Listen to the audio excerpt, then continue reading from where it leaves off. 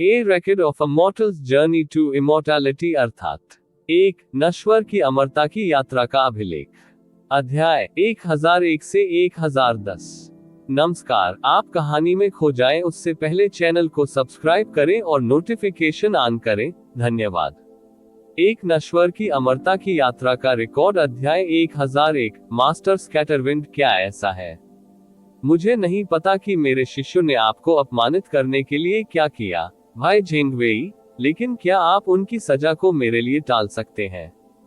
इससे पहले कि कोई और कार्रवाई हो पाती, एक उदासीन आवाज सुनाई दी, जिसके बाद प्रकाश की विभिन्न रंगों की धारियां उनकी दिशा में बढ़ रही थी। पलक झपकते ही पवित्र जहर संप्रदाय के बुजुर्ग उनके सामने प्रकट हो गए। आप ऑडियो बुक्स 108 देख रहे हैं। धोखेबाजों से सावधान रहें।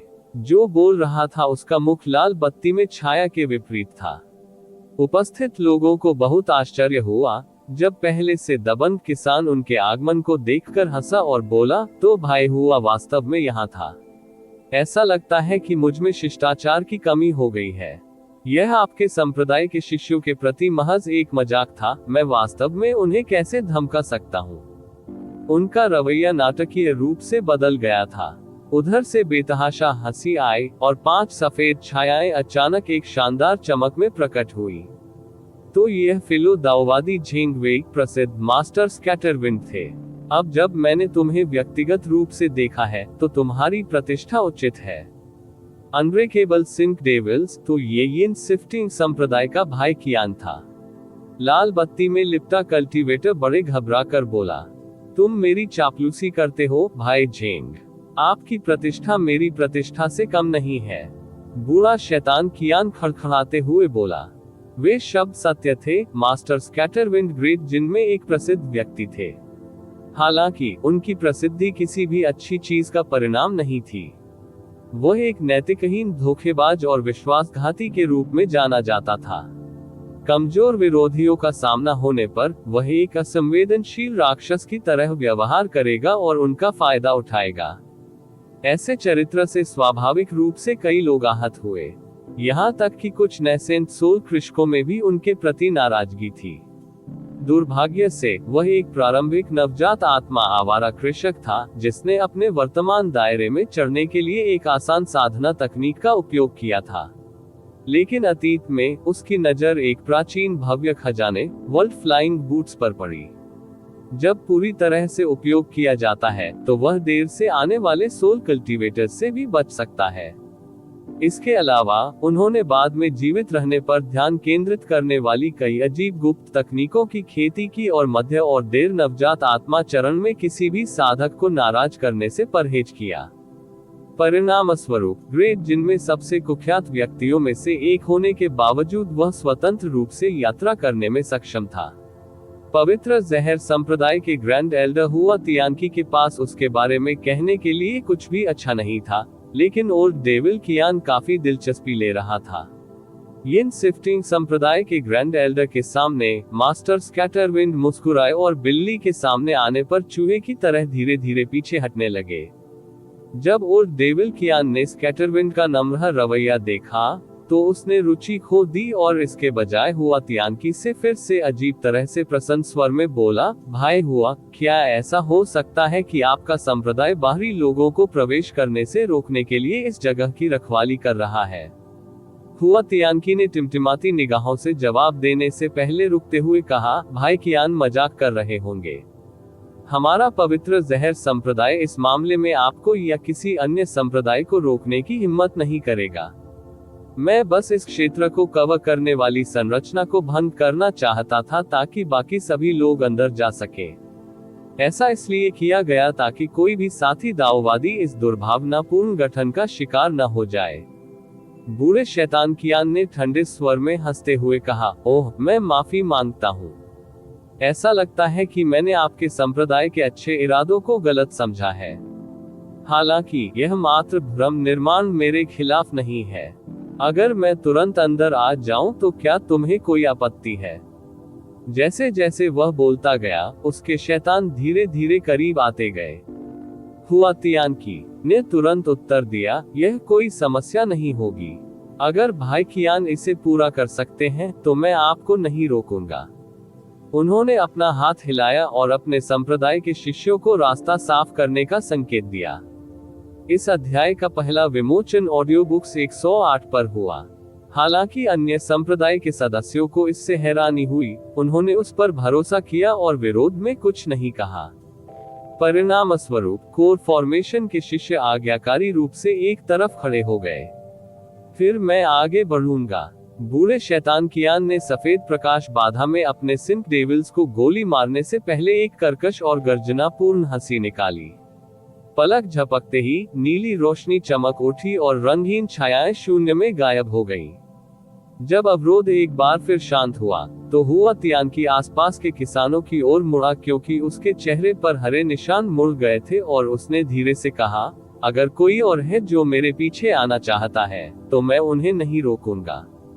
उनके कार्यों ने आक्रामक समूह को देखने का कारण बना दिया था, निराशा में एक दूसरे पर। यहाँ तक कि कुटिल मास्टर स्कैटरविंड भी अब भीड़ के बीच छिप गया और उनके प्रस्ताव को स्वीकार करने की हिम्मत नहीं की।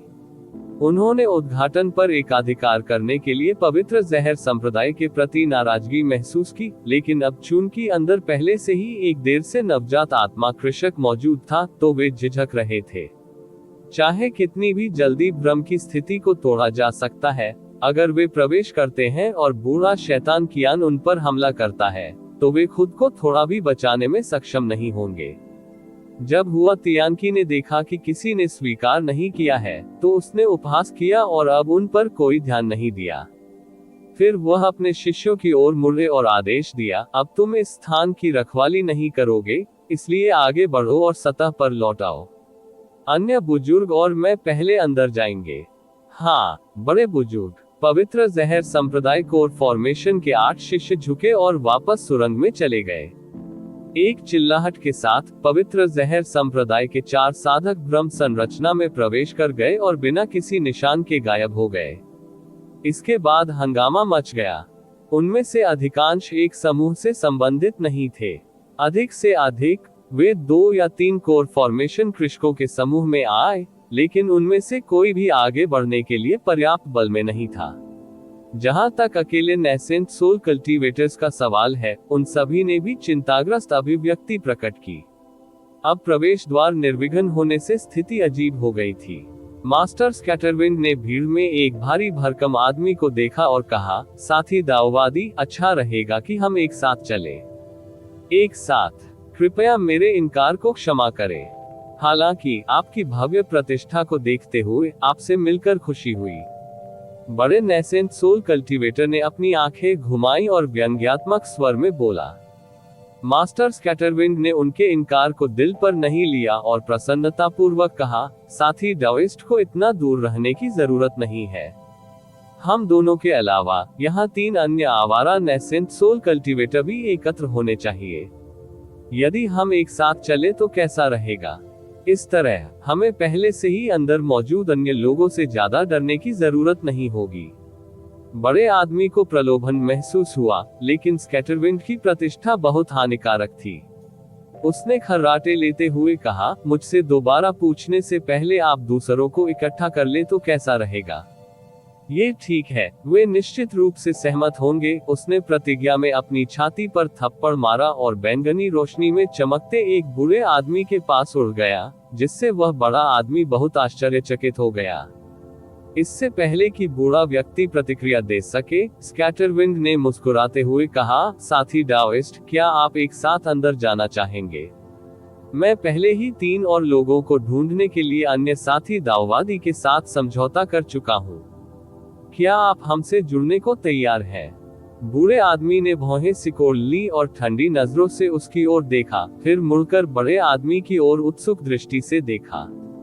जब उनकी नजरें मिली तो उसे अचानक कुछ एहसास हुआ और वह मंद मंद मुस्कुराया। कुछ ही देर बाद 5 अनजान आवारा लोग एक साथ मायावी संरचना में दाखिल हुए और नजरों से ओझल हो गए। हान ली इस समय अपने चारों ओर देख रहा था और उसकी आंखों से नीली रोशनी चमक रही थी। अब उसने स्वयं को एक मायावी स्थान में फंसा हुआ पाया, जहां वह विभिन्न रंगों के बादलों से घिरा हुआ था। इनके अलावा यहाँ और कुछ भी मौजूद नहीं था। ये दुष्ट जगह बहुत अजीब है।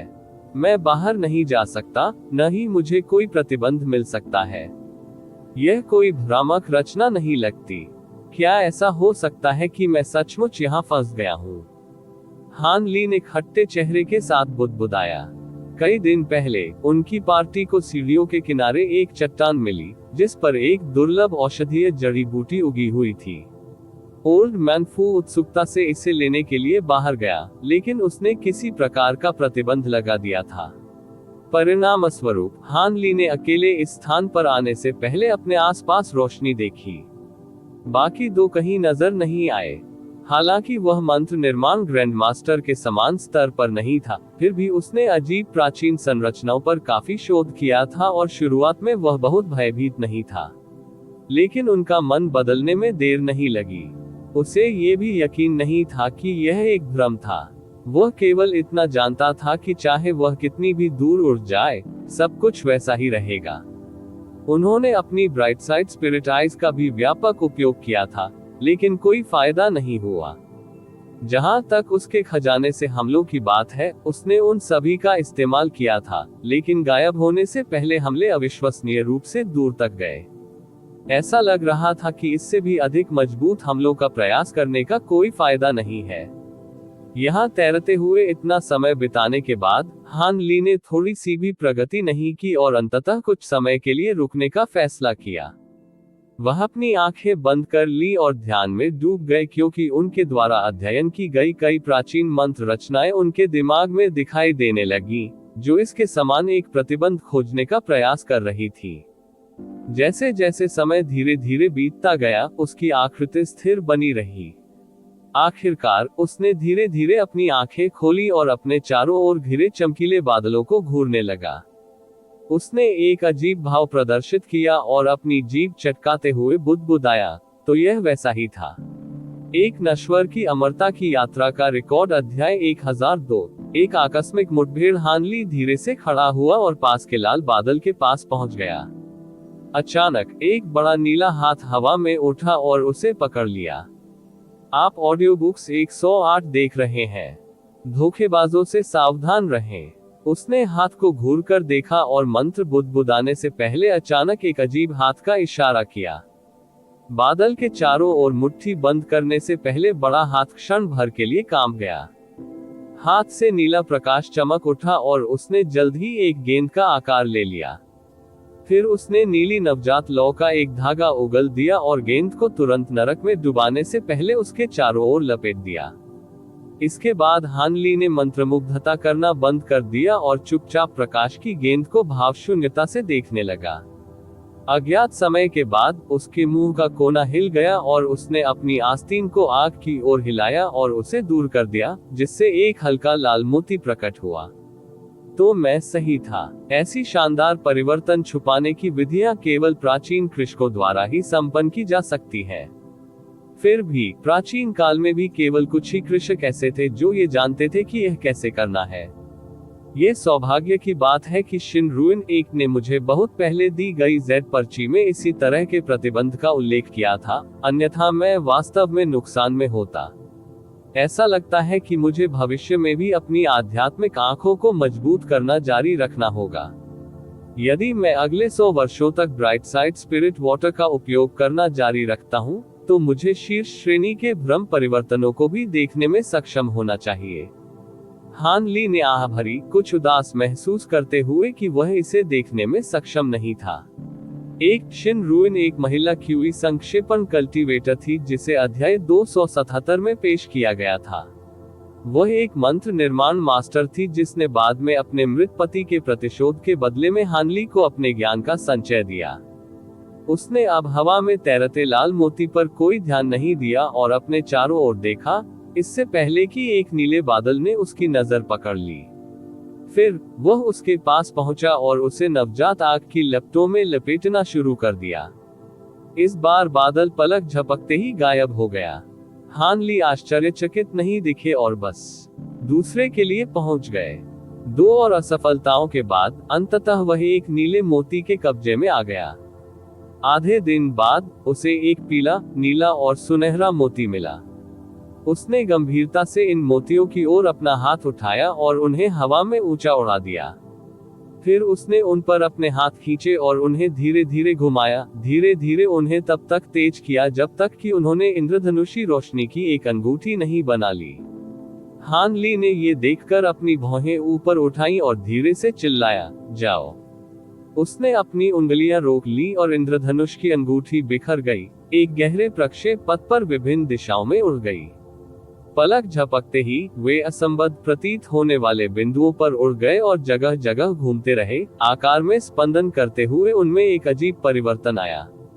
उसे चकाचौंध विस्फोटों के कारण अपनी आंखें सिकोड़ने के लिए मजबूर होना पड़ा, क्योंकि गेंदें अब 5 धधकते सूरज के समान थी। वे एक साथ एकत्र हुए और दुनिया उसके चारों ओर धुंधली होने लगी। जल्द ही रोशनी चमकी और हान ली ने खुद को विशाल चट्टान के बगल में पत्थर की सीढ़ियों पर वापस पाया। साथ ही दाओवादी हान, भाई हान, बाय याओई और ओल्ड मैन फू ने जब उसे देखा तो वे घबराकर चिल्लाने लगे। दोनों 10 मीटर की दूरी पर खड़े थे और उनके चेहरे पर परेशानी तुरंत खुशी में बदल गई। तो तुम दोनों भी फंस गए?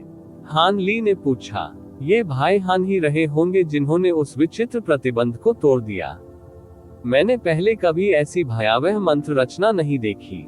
मैंने सोचा था कि मैं तब तक वही फंसा रहूंगा जब तक मैं मर नहीं जाऊंगा, ओल्ड मैन फू ने डर के साथ कहा। यह स्पष्ट था कि इस दौरान उन्हें बहुत कष्ट सहना पड़ा। भागने की कोशिशों में उसकी जादुई शक्ति और आत्मा दोनों क्षतिग्रस्त हो गई थी। अपने चेहरे पर सराहना के भाव के साथ बाय याओई ने व्यंग्यपूर्वक हंसते हुए कहा, मेरी परिस्थितियां भी लगभग ऐसी ही थी। प्रतिबंध तोड़ने के लिए भाई हान को बहुत धन्यवाद। हान ली ने मुस्कुराते हुए कहा, ये कुछ भी नहीं था। मैंने केवल संयोग से ऐसे प्रतिबंधों के बारे में सुना है और इसे दूर करने में सक्षम था। इस प्रकार के प्राचीन प्रतिबंध वास्तव में दुर्लभ हैं। यदि मैं सही हूँ तो भाई फू द्वारा पकड़ी गई वह आध्यात्मिक जड़ी बूटी एक परिवर्तित जादुई उपकरण होनी चाहिए थी। मुझे डर है कि तुम्हें धोखा दिया गया है।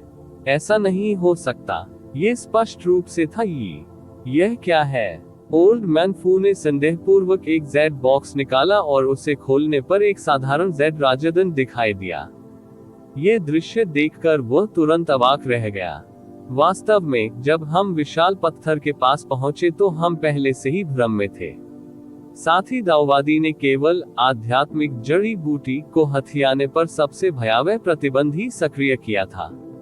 क्या विचार है कि हम इस पर एक और नजर डालें? हान ली ने फिर चट्टान की ओर इशारा किया। बाकी दोनों ने नजर घुमाए और देखा कि एक पौधा है जिस पर बैंगनी जामुन उगे हुए हैं। वे प्राचीन कृषक वास्तव में यहाँ ऐसा जाल डालने के लिए कुटिल हैं। वे क्या सोच रहे थे? बूढ़े ने घबराते हुए कहा। बाय याओई ने आश्चर्य से अपने होंठ मोड़ लिए।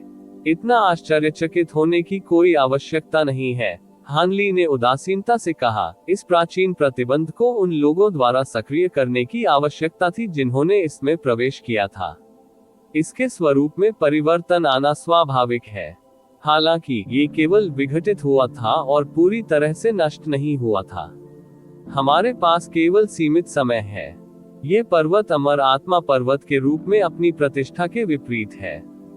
ये ड्रैगन की मांद की तरह है। ओल्ड मैन फू अपने साथ धोखा किए जाने से नाराज दिखाई दिया। हान ली की आंखें चमक उठी और उसने गहरी आवाज में कहा, चलो अधिक सावधान रहें। ये जगह कोई पुराना खंडहर नहीं है। मैं केवल भाग्य से उस प्रतिबंध को हटाने में कामयाब रहा। मुझे यकीन नहीं है कि मैं अगली बार ऐसा कर पाऊंगा, इसलिए आइए किसी भी विपत्ति को भड़काने से बचें। ओल्ड मैन फू ने शर्मिंदा होकर हंसते हुए कहा, मुझे यकीन है कि मैं भविष्य में इतना उतावलापन नहीं दिखाऊंगा। बाय याओई ने सोच समझकर सिर हिलाया। चूंकि साथी दाओवादी समझते हैं, आइए अपने रास्ते पर आगे बढ़ें। आगे का शोर पहले ही थम चुका है। पिछले कुछ दिनों में वे पहले ही शीर्ष पर पहुंच चुके होंगे। हान ली ने पहाड़ की चोटी को देखा और सीढ़ियां चढ़ने लगा। अन्य दो ने भी इसका बारीकी से अनुसरण किया। कई घंटों के बाद तीनों ने कई विशाल चट्टानों को पार किया, अंततः पत्थर के मंडप पर पहुंचे जहां ये कबीले ने पहले आराम किया था और जहां जियांग जिली गायब हो गया था। जब उन्होंने वह स्थान देखा, हान ली ने आह भरी और तीनों दूर से मंडप की ओर देखते हुए रुक गए। ओल्ड मैन फू और बाय याओई दोनों मदद नहीं कर सकते थे, लेकिन देख रहे थे। उन्होंने कुछ गड़बड़ भी देखी थी। क्षेत्र के आसपास की ढीली गंदगी में उथले पदचाप थे। यदि कोई ध्यान नहीं दे रहा था तो वे आसानी से इसे चूक सकते थे। बाय याओई ने अपनी भौहें सिकोड़ते हुए कहा, अन्य लोग पहले से ही यहाँ आ चुके हैं। बूढ़े आदमी फू ने एक पल के लिए खुद से कहा और मंडप के किनारे एक वस्तु की ओर इशारा किया, उस पत्थर को भी देखो। सतह पर एक गहरी, संकरी नाली थी जो 10 मीटर लंबी थी। कोई भी आसानी से बता सकता है कि यह अविश्वसनीय रूप से तेज तलवार क्यूई का निशान था। लान हॉक के साथ लड़ाई के दौरान ये कबीले के 7वें चाचा ने इसे अनजाने में पीछे छोड़ दिया था। बाय याओई की आंखें चमक उठी, ये निशान नया है। ऐसा लगता है कि किसी और चीज ने उन पर हमला किया था। क्या ये सिल्वर विंग नाइट फील्ड हो सकता था? कहानियों में गोता लगाएं, मंत्रमुग्धता को अपनाएं। Audio books 108। असाधारण शांति के साथ हान ली ने कहा, शायद, लेकिन किसी भी मामले में उन्होंने अपना रास्ता बना लिया है। इससे हमें कुछ परेशानी से बचना चाहिए। जब ओल्ड मैन फू ने ये सुना तो वह मुस्कुराया और कुछ कहने के लिए सोचा, लेकिन अचानक पास में सफेद रंग की चमक और उसके बाद एक रंगीन स्क्रीन की उपस्थिति से वह बाधित हो गया। एक प्रक्षालित छाया उभरी और तीनों को स्पष्ट रूप से देखा जा सका। हान ली और बाय याओई दोनों खुश थे क्योंकि उन्हें वह रास्ता मिल गया था जिसके लिए वे तरस रहे थे। हालांकि जब ओल्ड मैन फू ने उस आकृति को देखा तो उसके चेहरे का सारा खून बह गया और वह चिल्लाया, द अनब्रेकेबल सिंक डेविल्स। क्या यह अनब्रेकेबल सिंक डेविल्स है?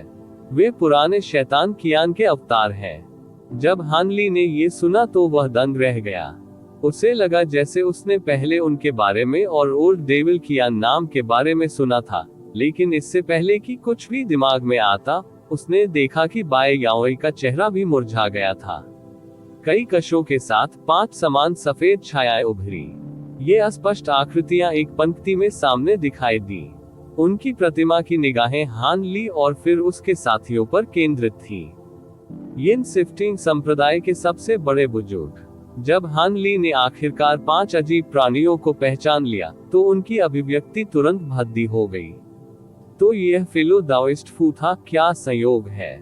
इसमें कोई आश्चर्य की बात नहीं है कि मैं आपको क्यों नहीं ढूंढ पाया। तो पता चला कि आप पहले यहाँ दाखिल हुए थे, और इस महिला की अजीब पोशाक से वह नॉर्थ नाइट पैलेस की एक कल्टीवेटर होनी चाहिए। मुझे आपके महल की मैडम लियू का पुराना मित्र माना जा सकता है। जहां तक इस अंतिम साथी दाओवादी का सवाल है, क्या ये स्वर्गीय दक्षिण से भाई हान हो सकता है? आपने मेरे संप्रदाय और अंतहीन आकाश मंदिर दोनों को लंबे समय तक और कड़ी मेहनत से खोजा है। बूढ़े शैतान कियान की आवाज पहले तो चकित रह गई, लेकिन फिर धीरे धीरे जंगली हंसी में बदल गई। एक नश्वर की अमरता की यात्रा का रिकॉर्ड। अध्याय 1003। शत्रुताएं। जब बाय याओई और ओल्ड मैन फू ने हेवनली साउथ के साथ हान ली का नाम सुना तो उन्होंने हैरानी से उसकी ओर देखा। आप ऑडियो बुक्स 108 देख रहे हैं। धोखेबाजों से सावधान रहें। हालांकि हान ली का ध्यान केवल 5 सफेद छाया चित्रों पर था क्योंकि वह चुपचाप उन्हें घूर रहा था। उसने व्यक्तिगत रूप से एक मध्य नवजात आत्मा यिन शिफ्टिंग संप्रदाय के बुजुर्ग की हत्या कर दी थी और उससे उनके संप्रदाय के हस्ताक्षर खजाने, घोस्ट शिफ्टिंग बैनर को जब्त कर लिया था। शत्रुता को दूर करने के लिए शब्दों का उपयोग करना अब कोई विकल्प नहीं था। इसमें यह भी उल्लेख किया गया है कि वह शुरू से ही अपने दाव साथी पर लगाए गए सोल सील अभिशाप को भंग करने की विधि प्राप्त करने का इरादा रखता था, कुछ ऐसा जो केवल यिन शिफ्टिंग संप्रदाय के मास्टर और संप्रदाय के बड़े बुजुर्ग को ही पता होगा। मूल रूप से उसने संप्रदाय के गुरु पर हमला करने की योजना बनाई थी, लेकिन अब संप्रदाय के बड़े बुजुर्ग के साथ उसकी अप्रत्याशित मुठभेड़ हो गई और वह विचार करने लगा कि क्या पूरी लड़ाई लड़ना संभव है। आखिरकार ये दोनों यिन शिफ्टिंग संप्रदाय के सबसे महत्वपूर्ण लोग थे। शायद ही कभी ऐसा मौका आता होगा जब वह उन्हें अकेले पा सके। इस भव्य बुजुर्ग को सिल्वर विंग नाइट फील्ड से भी अधिक क्रूर प्रतिद्वंद्वी साबित होना चाहिए। रात्रिचर्या के पास कोई संगत खजाना नहीं था और उसके शरीर पर प्रतिबंध मौजूद थे, लेकिन फिर भी वह हानली को मारने के लिए पर्याप्त था। हालांकि हानली ने उस समय अपनी क्षमताओं का पूरा उपयोग नहीं किया था, मोनार्क सोल डाइवर्जेंस की भव्य कठपुतली का उपयोग करने से परहेज किया था। ऐसे में जीत की संभावना होनी चाहिए। और भले ही अनब्रेकेबल सिंक डेविल्स उतने ही शक्तिशाली थे जितनी अफवाह थी, उनकी डिवाइन डेविलबेन लाइटनिंग इसे नियंत्रित करने में काफी प्रभावी होनी चाहिए। जैसे ही ये विचार उसके दिमाग में तेजी से घूमने लगे, 5 आकृतियों के मध्य ने अचानक मंत्रमुग्ध मुद्रा में अपना हाथ उठाया और उसका शरीर भूरे रंग से चमकने लगा, जिससे उसके सामने एक भूरे वस्त्रधारी किसान की छवि घनीभूत हो गई। घटनाओं का यह अजीब मोड़ पूरी तरह से अजीब था। हल्के भूरे रंग की क्यूई की एक परत उसके चेहरे को अस्पष्ट कर रही थी, लेकिन उसके भूरे बालों के रंग से पता चला कि उसकी उम्र अधिक थी। बूढ़े शैतान कियान का असली शरीर सामने आ गया था। उस पल में वे तीनों उसे घूरते हुए अत्यधिक सावधान हो गए। वे यह नहीं समझ पा रहे थे कि वह क्या सोच रहा था। बूढ़ा शैतान इस दौरान चुप रहा और उसने अपनी कमर पर एक भंडारण थैली थपथपाई और एक छोटा सा काला झंडा निकाला। फिर उसने इसे उनकी दिशा में लहराया। ये देखकर बूढ़े आदमी फू की अभिव्यक्ति बहुत कम हो गई और उसने जल्दी से एक खजाना अपने हाथ में ले लिया। बाय याओवई ने अपने शरीर को बर्फीली रोशनी से ढक लिया, जिससे तुरंत एक अवरोध बन गया। जहां तक हानली की बात है, उसने भौहें चढ़ाकर बूढ़े शैतान कियान की हरकतों को देखा। जैसे जैसे समय बीतता गया, उनकी अभिव्यक्ति और अधिक उदास होती गई। इस अध्याय का मूल स्वरूप ऑडियो बुक्स 108 पर पाया जा सकता है। कितना अजीब, सचमुच। झंडा काली रोशनी से चमक उठा और कोई अन्य असामान्य संकेत नहीं दिखा। इससे वह आश्चर्यचकित स्वर में बोलने लगा, भाई कियान, आपने अपना घोस्ट शिफ्टिंग बैनर क्यों निकाला है? क्या आप हमारे संप्रदायों के बीच युद्ध शुरू करना चाहते हैं? हालांकि ओल्ड मैन फू ओल्ड डेविल के प्रति काफी भयभीत था, उसकी पार्टी में 3 मध्य नवजात आत्मा कृषक शामिल थे, जिनमें से एक विशेष रूप से गहन क्षमताओं वाला था। साथ में उन्हें डरने की ज्यादा जरूरत नहीं थी। बूढ़े शैतान कियान ने तीनों की ओर देखा और शांति से कहा, मुझे युद्ध शुरू करने में कोई दिलचस्पी नहीं है। हालांकि भाई हान और मुझे कुछ अनिश्चित काम निपटाने हैं। चूंकि आप दोनों का इससे कोई लेना देना नहीं है, इसलिए अगर आप जाना चाहेंगे तो मैं आपको नहीं रोकूंगा। ऐसा लगता है कि हमारे पास एक ही विचार है, हानली ने शांत मुस्कान के साथ कहा। मैंने लंबे समय से आपके अनब्रेकेबल सिंक डेविल्स की प्रभावशाली प्रतिष्ठा के बारे में सुना है। मैं व्यक्तिगत रूप से उनका परीक्षण करना चाहता हूँ। जब दोनों ने ये सुना तो उन्होंने एक दूसरे पर निराशा की दृष्टि डाली। बूढ़ा शैतान कियान भी कुछ हद तक आश्चर्यचकित हुआ और हानली का निरीक्षण करने लगा। ओल्ड मैन फू तनावग्रस्त भान चढ़ी, ये भाई कियान, हालांकि मुझे पता है कि आपके संप्रदाय और साथी दाओवादी हान के बीच शिकायतें हैं, लेकिन यहाँ मामलों को सुलझाना अनुचित है। क्या भाई कियान पहले इस पर्वत को गहराई से देखना नहीं चाहते? उन्होंने हानली की रक्षा के किसी वास्तविक इरादे से ऐसा नहीं कहा था। कुनवू पर्वत एक बेहद खतरनाक जगह थी और ओल्ड डेविल कियान उनके डेविल दाओ गठबंधन का एक महत्वपूर्ण सदस्य था। वह नहीं चाहता था कि उसे कोई दुर्घटना झेलनी पड़े। इसके अलावा ऐसा नहीं था कि वह हानली को अचानक अकेला छोड़ने वाला था, क्योंकि वे अभी भी एक साथ थे। बेशक मैं इस पर्वत को देखूंगा। हालांकि मेरा संप्रदाय लंबे समय से साथी दाओवादी हान की तलाश कर रहा है। हम पहले मामले का निपटारा करेंगे, यह इंतजार नहीं कर सकता। क्या भाई फू खुद को इसमें शामिल करना चाहता है? बूढ़े शैतान कियान ने फिर ठंडी हंसी निकाली। बाय याओवी की चमकती आंखें एक पल के लिए घूम गईं और उन्होंने दृढ़ता से कहा, इस पहाड़ के बाहर आपके विवाद में मेरी कोई भागीदारी नहीं है, लेकिन हम अभी भी यहाँ रहते हुए इस पर्वत की खोज करने का इरादा रखते हैं। मुझे डर है कि मैं आपके सुझाव का पालन नहीं कर पाऊंगा। उसे एक शक्तिशाली सहयोगी हान ली को खोने का डर था, जिससे ये पूरी यात्रा और भी खतरनाक हो जाएगी। सबसे महत्वपूर्ण बात यह है कि उसने व्यक्तिगत रूप से हान ली की डरावनी क्षमताओं को देखा था और उसका मानना था कि वह इस बुरे शैतान से बिल्कुल भी नहीं डरता था। अन्यथा वह शायद ऐसा नहीं कह पाती। ये देखकर कि दोनों हार नहीं मानेंगे, भूरे वस्त्रधारी कृषक की आंखों से एक ठंडी चमक चमक उठी। जब उसने उनकी ओर देखा तो ऐसा लगा जैसे उसकी नजर ही उनके फेफड़ों में हवा जमा कर सकती है। ओल्ड मैन फू और बाई याओई ने महसूस किया कि उनका दिल टूट गया है, लेकिन उन्होंने अपने चेहरे पर इसका कोई संकेत नहीं दिया। ठीक है, ऐसा लगता है कि यह ऐसा मामला है जिसे जाने दिया जा सकता है। हालांकि मेरे संप्रदाय के पास एक खजाना है जो उसके हाथ लग गया है। यदि वह मुझे दे दे तो मैं उसे छोड़ दूंगा, अन्यथा मैं तुम तीनों को ले लूंगा, यहाँ तक कि बड़ी ताकत की कीमत पर भी। इतना कहकर बूढ़े शैतान कियान ने अपनी बर्फीली निगाहें हटा ली। हान ली हंसे और खुले तौर पर कहा, ओह, आपका मतलब घोस्ट शिफ्टिंग बैनर है। गहरी आवाज में बूढ़े शैतान कियान ने कहा, वही है। जब हमारे संप्रदाय का चौथा बुजुर्ग युद्ध में मारा गया तो झंडा आपके हाथ में आ गया। इसे सौंप दो और मैं तुम्हें अभी के लिए छोड़ दूंगा। एक पल की चुप्पी के बाद हान ली ने आसमान की ओर देखा और उपहास किया, आपका लहजा काफी अहंकारी है। मैं आपको घोस्ट शिफ्टिंग बैनर लौटा सकता हूं, लेकिन मेरी एक शर्त है। क्या आप मेरी बात सुनने को तैयार होंगे? आपने हमारे संप्रदाय के चौथे बुजुर्ग को मार डाला और उससे मेरे संप्रदाय का विरासती खजाना छीन लिया। क्या आप में शर्त मांगने की हिम्मत है? क्या तुम्हें लगता है मैं तुम्हारी जान नहीं ले लूंगा? बूढ़ा शैतान कियान गुस्से से मुस्कुराया और उसके पीछे के शैतान उसके सामने आने से पहले उछल पड़े। हवा अचानक तनाव से घनी हो गई। घटनाओं के इस मोड़ से ओल्ड मैन फू को बहुत सदमा लगा और उसके चेहरे पर आश्चर्य की रेखा झलक गई।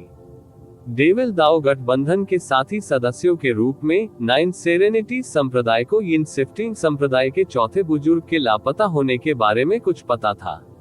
ओल्ड मैन फू पूरी तरह से हैरान रह गया जब उसने सुना कि हान ली ने उनके प्रसिद्ध चौथे बुजुर्ग की हत्या कर दी है, और ऐसा लग रहा था कि प्रसिद्ध घोस्ट शिफ्टिंग बैनर में से एक उसके हाथ भी लग गया है।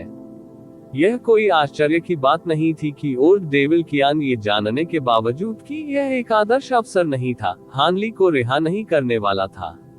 जहां तक इस बात का सवाल है कि हान ली अपनी उत्पत्ति क्यों छिपा रहा था, ये बताने लायक भी नहीं था। हान ली ने खर्राटा लिया और उसकी अभिव्यक्ति डूब गई। आपने मुझे इसे वापस लौटाना बहुत आसान बना दिया है। किसी शापित कारण से आपके संप्रदाय के चौथे बुजुर्ग ने मेरा पीछा किया और मेरे दाव साथी पर हमला किया। मैं इसे वापस करने की अनुमति कैसे दे सकता हूँ? पूरे समाधान के साथ बूढ़े शैतान ने कहा, उसने स्वर्गीय दक्षिण में जो किया उससे मुझे कोई दिलचस्पी या संबंध नहीं है। हालांकि मैं हमारे संप्रदाय के विरासत खजाने को वापस लेने के लिए तैयार नहीं हूँ, अन्यथा ये प्रतिष्ठा की एक बड़ी हानि होगी। तो आपके कहने का मतलब यह है कि आप मेरी बात सुनने को तैयार नहीं है? हान ली ने अपनी आंखें सिकोड़ ली। हे, यदि आप 10 महान संप्रदायों में से एक के बड़े बुजुर्ग होते तो मैंने शायद आपकी बात सुनी होती, लेकिन आप स्वर्गीय दक्षिण के कुछ तुच्छ कृषक हैं। आप मेरे साथ स्थितियों के बारे में कैसे बात कर सकते हैं? बूढ़े शैतान कियान ने जंगली हंसी में अपना सिर आसमान की ओर उठाया। फिर उसके पीछे की सफेद छाया में विलीन होने से पहले उसका शरीर अचानक घातक क्यूई के बादल में बदल गया। पांचों की आंखें अचानक धूसर हो गईं और उनकी मूल रूप से स्थिर आंखें रक्तपिपासु पागलपन से अनुप्राणित हो गईं। ओल्ड मैन फू को अचानक याद आया कुछ और पछतावे से कहा, धिक्कार है, मैं तो भूल ही गया था। ये बूढ़ा शैतान सुपीरियर एपिथेटिक आर्ट्स की खेती करता है, जिसके परिणामस्वरूप उसका स्वभाव उतावला और चिड़चिड़ा हो जाता है। हमारी धमकियों ने केवल उसे क्रोधित करने का काम किया है। बाय याओई ने जब ये सुना तो भौहें चढ़ गईं और बिना कुछ कहे अपना हाथ उठाया, एक क्रिस्टलीय उड़ने वाली तलवार को हवा में बुलाया और उसे अपने सिर के चारों ओर घुमाया। हान ली ने अपनी आंखें सिकोड़ ली और अपनी आस्तीन के भीतर से अपना हाथ झटककर ट्राइफ्लेम फैन को अपनी मुट्ठी में ले लिया। बाद में उसने चुपचाप अपनी भंडारण थैली को दूसरे से थपथपाया और तुरंत अपनी आध्यात्मिक समझ को अपनी भव्य कठपुतली पर केंद्रित कर दिया। उसने पहले ही खुद को बाहर जाने का संकल्प ले लिया था। जब अन्य दो ने अपना हमला शुरू किया तो उसने तुरंत कठपुतली को खोल दिया और बूढ़े शैतान कियान को गंभीर चोट पहुंचाई। भले ही वह अपनी जान न ले सके, लेकिन अगर वह अपनी खेती को नुकसान पहुंचा सके तो यह एक संतोषजनक परिणाम होगा। इस तरह अगली बार जब वे युद्ध करेंगे तो वह शर्तों को अपने ऊपर थोपने में सक्षम हो सकता है। हान ली सोल सील अभिशाप के बारे में कभी नहीं भूले थे जिसने उनके नांगोग वान को पीड़ित किया था। जब तक वह इसे विघटित करने की विधि प्राप्त कर लेता तब तक वह निश्चिंत रहता। भले ही इसके परिणाम स्वरूप यिन शिफ्टिंग संप्रदाय की अंतहीन खोज होगी, वह थोड़ा सा भी संकोच नहीं करेगा। सिंक डेविल्स ने तब एक अजीब सी चीख निकाली और उनके शरीर लगभग पारदर्शी हो गए। तीनों की ओर द्वेषपूर्ण तरीके से उड़ने से पहले वे धुएं में बदल गए। हालांकि उस पल में प्रकाश की स्क्रीन जहां से सफेद छायाएं उभरी थी, अचानक एक पृथ्वी को चकनाचूर करने वाला विस्फोट हुआ और हवा एक चकाचौंध चमक से भर गई। इससे पहले कि वे सभी स्पष्ट रूप से समझ सके कि क्या हो रहा था, प्रकाश ने लगातार विस्फोट छोड़े, जिसके बाद लगभग 1 दर्जन विभिन्न धारियां निकली। वे एक घेरे में उड़ गए और उनकी रोशनी फीकी पड़ गई और प्रत्येक व्यक्ति के लिए एक व्यक्ति प्रकट हो गया। एक नश्वर की अमरता की यात्रा का रिकॉर्ड अध्याय 1004। पत्थर की कठपुतलियां। बूढ़े शैतान कियान ने आश्चर्यचकित होकर अपने हमले को याद किया और सावधानी बरतते हुए जल्दी से पलट गया। अभी क्या हुआ? तुम इतने घबराए हुए क्यों हो? इस अध्याय का पहला विमोचन ऑडियो बुक्स 108 पर हुआ। आप ऑडियो बुक्स 108 देख रहे हैं। धोखेबाजों से सावधान रहें। जो कृषक प्रकाश के पर्दे से उभरे थे वे दयनीय स्थिति में थे, लेकिन उन सभी के पास नवजात आत्मा की खेती थी। चाहे वह कितना भी अहंकारी क्यों न हो, उसने आंखें मूंदने की हिम्मत नहीं की। इससे भी महत्वपूर्ण बात यह है कि विस्फोटों ने उसे पूर्वाभास की हल्की सी अनुभूति दी थी। नए आने वाले लोग पवित्र जहर संप्रदाय के 4 बुजुर्ग और 5 आवारा कृषकों का समूह थे, जिनमें संदिग्ध मास्टर स्कैटरविंड भी शामिल था। उनमें से एक ने कहा, भाई कियान आश्चर्यजनक रूप से सक्षम है। वह हमसे 1 कदम तेजी से आया था। ये क्या वह 9 सेरेनिटी संप्रदाय का साथी दाओवादी फू है? वे अन्य 2 कौन है? तो ये भाई हुआ था। आपका आगमन बिल्कुल सही समय पर है। थोड़ी चिंता के साथ ओल्ड मैन फू ने तुरंत पूछा, क्या आप हमें बता सकते हैं कि उस हालिया विस्फोट के पीछे क्या था? आवारा लोगों में से एक बड़े आदमी ने खर्राटे लेते हुए कहा, हमें यही तो पूछना चाहिए। चूंकि आप पहले पहुंचे थे, आप ही वे लोग रहे होंगे जिन्होंने भ्रम की स्थिति को बाहर रखा होगा। जब हम वहां से गुजरे और उद्घाटन को सील कर दिया तो यह फूट गया था। जब उन्होंने ये सुना तो उनके हाव भाव थोड़े बदल गए। वे हानली, बाय याओई और ओल्ड मैन फू को अमित्र भाव से घूरने लगे। आप गलत समझ गए। जब हम पहुंचे तो वहां पहले से ही अन्य लोग मौजूद थे। आप जिस भ्रम निर्माण की बात कर रहे हैं उससे हमारा कोई लेना देना नहीं है। ओल्ड मैन फू का चेहरा उदास हो गया और उन्होंने स्पष्ट रूप से पूछा, क्या आप अपनी शिकायतें हम पर निकालने की योजना बना सकते हैं? ऐसी जटिल परिस्थितियों के दौरान कोई भी अपनी कमजोरी या हर तरफ से हमला किए जाने का जोखिम प्रकट नहीं कर सकता। यहाँ अन्य लोग भी हैं। इस बार बूढ़ा शैतान कियान भी आश्चर्यचकित रह गया। ओल्ड मैन फू ने सूंघते हुए समझाया, हमें एक प्राचीन मंत्र रचना के माध्यम से अनजाने में यहाँ ले जाया गया था। उस समय हमने पहाड़ की चोटी पर लोगों द्वारा प्रतिबंध तोड़ने की आवाजें सुनी। हालांकि हम कई दिनों तक प्रतिबंध में फंसे रहे और उनका पता नहीं चल पाया। मेरा मानना है कि इस भ्रम निर्माण का उनसे कुछ लेना देना होना चाहिए। क्या वह सच है? बड़ा आदमी और बाकी किसान सभी संदिग्ध लग रहे थे। पवित्र जहर संप्रदाय के ग्रैंड एल्डर हुआ तियानकी ने कहा, भाई फू 9 सेरेनिटी संप्रदाय के प्रवर्तन बुजुर्ग हैं। यदि उन्होंने वास्तव में सील खोली तो उनके संप्रदाय एल्डगू को ऐसा करना चाहिए। मैं व्यक्तिगत रूप से इस मामले की अध्यक्षता करूंगा। यह एक उचित मुद्दा है। एक पल के विचार के बाद बड़े आदमी को यह तर्क सही लगा। हुआ तियानकी ने उत्सुकतावश चारों ओर नजर डाली और कहा, लेकिन जैसे ही हमने प्रवेश किया, आप तीनों और भाई कियान एक दूसरे से असहमत दिखे। क्या ऐसा हो सकता है कि आपने एक दूसरे को ठेस पहुंचाने के लिए कुछ किया हो? ये देखकर स्पष्ट था कि वे युद्ध के लिए तैयार थे। ये है। उत्तर के बारे में सोचते ही बुरे व्यक्ति के चेहरे पर झिझक की झलक दिखाई दी। कुनवू पर्वत की चोटी पर दूर एक महल के हॉल में बड़े सिर वाला सनकी एक छोटा सुनहरा हथौड़ा पकड़े हुए था। प्रत्येक लहर के साथ उसने चांदी सफेद बिजली की एक चाप को बुलाया, जो कठपुतली के बाद पत्थर को तोड़ रही थी। उसके पीछे ये कबीले के अन्य बुजुर्ग अपने जादुई खजाने को नियंत्रित कर रहे थे और उनके सामने पत्थर की कठपुतलियों पर जमकर हमला कर रहे थे। इन सभी कठपुतलियों ने पक्षियों या चार पैरों वाले जानवरों का रूप ले लिया। वे न केवल अविश्वसनीय रूप से मजबूत थे, बल्कि कई सरल जादुई तकनीकों को अपने मुंह से जबरदस्त तरीके से जारी करने में सक्षम थे। वे बेतहाशा महल के आसपास के गलियारों से हॉल में घुस गए जैसे कि उनका कोई अंत नहीं था। ये कबीले के सभी कृषक इन अथक शत्रुओं के सामने शांत रहे और अपने जादुई उपकरणों को नियंत्रित करने पर ध्यान केंद्रित किया, जैसे कि वे बस समय के लिए रुक रहे थे। फिर कुछ ही देर बाद दूर से एक जोरदार विस्फोट की आवाज आई। एक गलियारा ढह गया था और उसके साथ पत्थर की कठपुतलियों की एक धारा रुक गई थी। ये कबीले के सभी कृषक मुस्कुराए। कुछ ही समय बाद 3 अन्य गलियारे एक के बाद एक विस्फोटों के साथ ध्वस्त हो गए, जिससे कठपुतलियों की सभी धाराएं पूरी तरह से बंद हो गईं।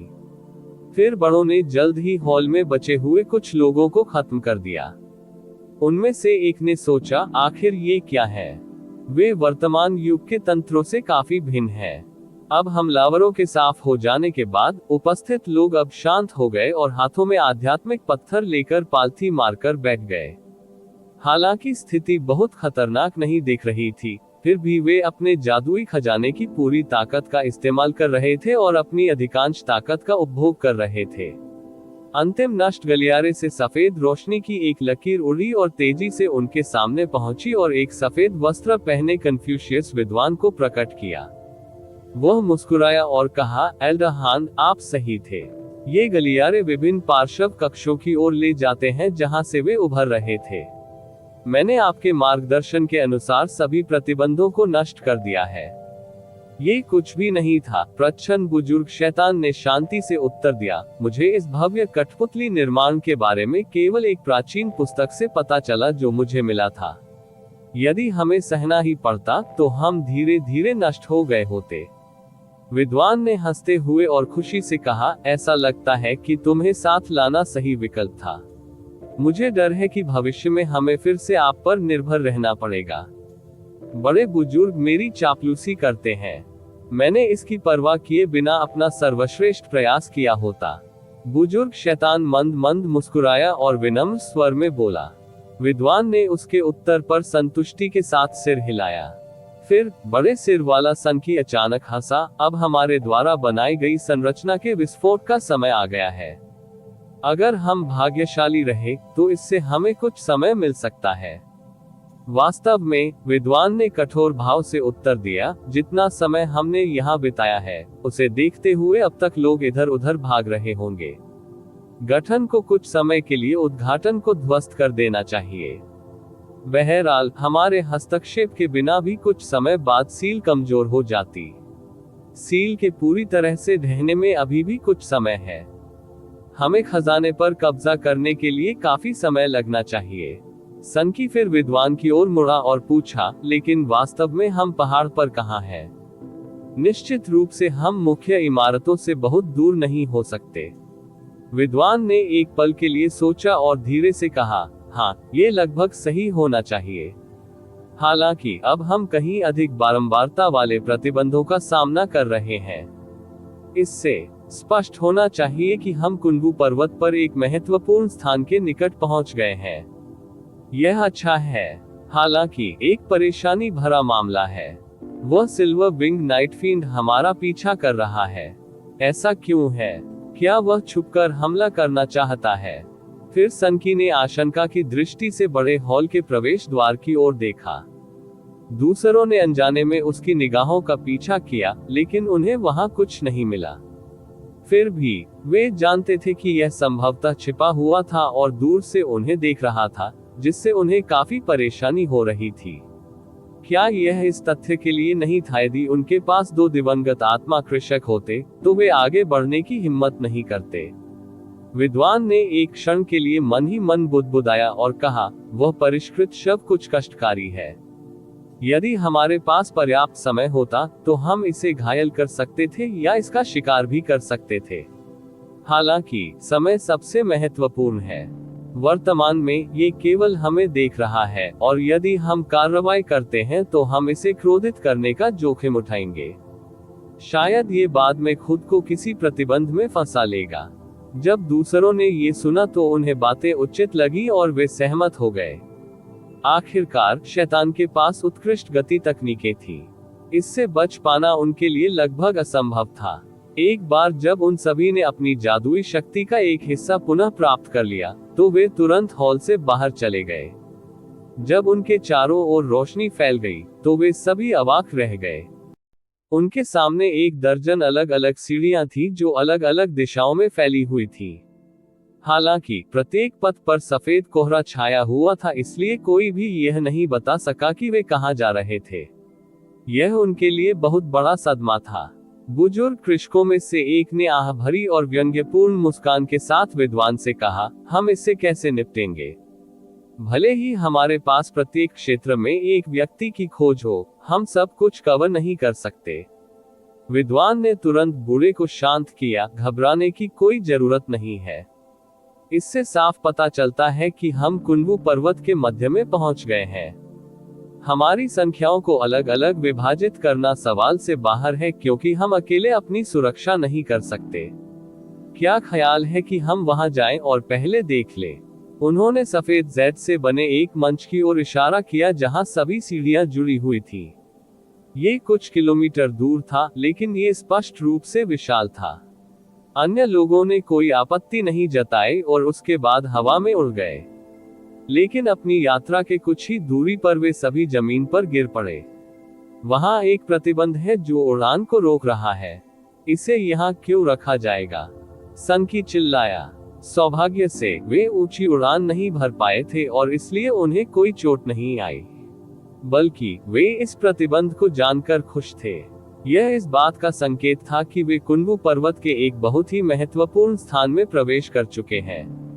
एक नश्वर की अमरता की यात्रा का रिकॉर्ड। अध्याय 1005 शैतान का दमन, पगोडा और आत्मा खजाना मंडप। जब हुआ तियानकी ने सुना कि ओल्ड मैन फू ने उसे सामान्य स्पष्टीकरण दिया है तो उसे काफी आश्चर्य हुआ और उसने कहा, तो ये पता चला कि फेलो डाओइस्ट हांस स्वर्गीय दक्षिण से है। हम यहाँ आपके बहुत कम लोगों को देखते हैं, लेकिन चाहे कुछ भी हुआ हो, चूंकि आपने यिन शिफ्टिंग संप्रदाय के बुजुर्ग को मार डाला और उसका घोस्ट शिफ्टिंग बैनर हासिल कर लिया, यह ऐसा मामला नहीं है जिसे इतनी आसानी से हल किया जा सके। आप ऑडियो बुक्स 108 देख रहे हैं। धोखेबाजों से सावधान रहें। अन्य लोग भी हल्ला मचाने लगे और उन्होंने उत्सुक दृष्टि से हानली की जांच की। ग्रेट जिन के कृषकों के लिए वे जानते थे कि स्वर्गीय दक्षिण बहुत दूर कोई साधारण जगह है। ऐसे व्यक्ति का उनके सामने आना और यिन शिफ्टिंग संप्रदाय को भड़काना बड़ी उत्सुकता जगाता है। मैं केवल अपनी रक्षा कर रहा था, हानली ने शांति से विस्तार से बताया। अगर उनके बड़े लोगों ने परेशानी खड़ी करने की पहल नहीं की होती तो मैं इस गड़बड़ी में शामिल नहीं होता।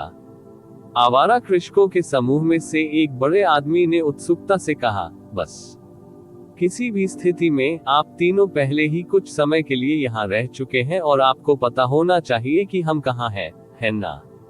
हानली की आंखें घूम गईं और उन्होंने शांति से उत्तर दिया, बेशक ये प्रसिद्ध कुनवू पर्वत है। कुनवू पर्वत। नवागंतुक खुशी से झूमने से पहले कुछ देर के लिए स्तब्ध रह गए। यहाँ तक कि बूढ़ा शैतान कियान भी आश्चर्यचकित था। चून की पवित्र जहर संप्रदाय के बुजुर्गों को ये पहले से ही पता था, उन्होंने बस एक दूसरे पर नजर डाली। उनके बड़े बुजुर्ग हुआ तियानकी ने फिर अपनी ठुड्डी रगड़ी और सफेद छायाचित्रों को देखने के लिए मुड़े। इसका मतलब ये भी है कि ऐसे लोग हैं जो हमसे पहले आ गए हैं।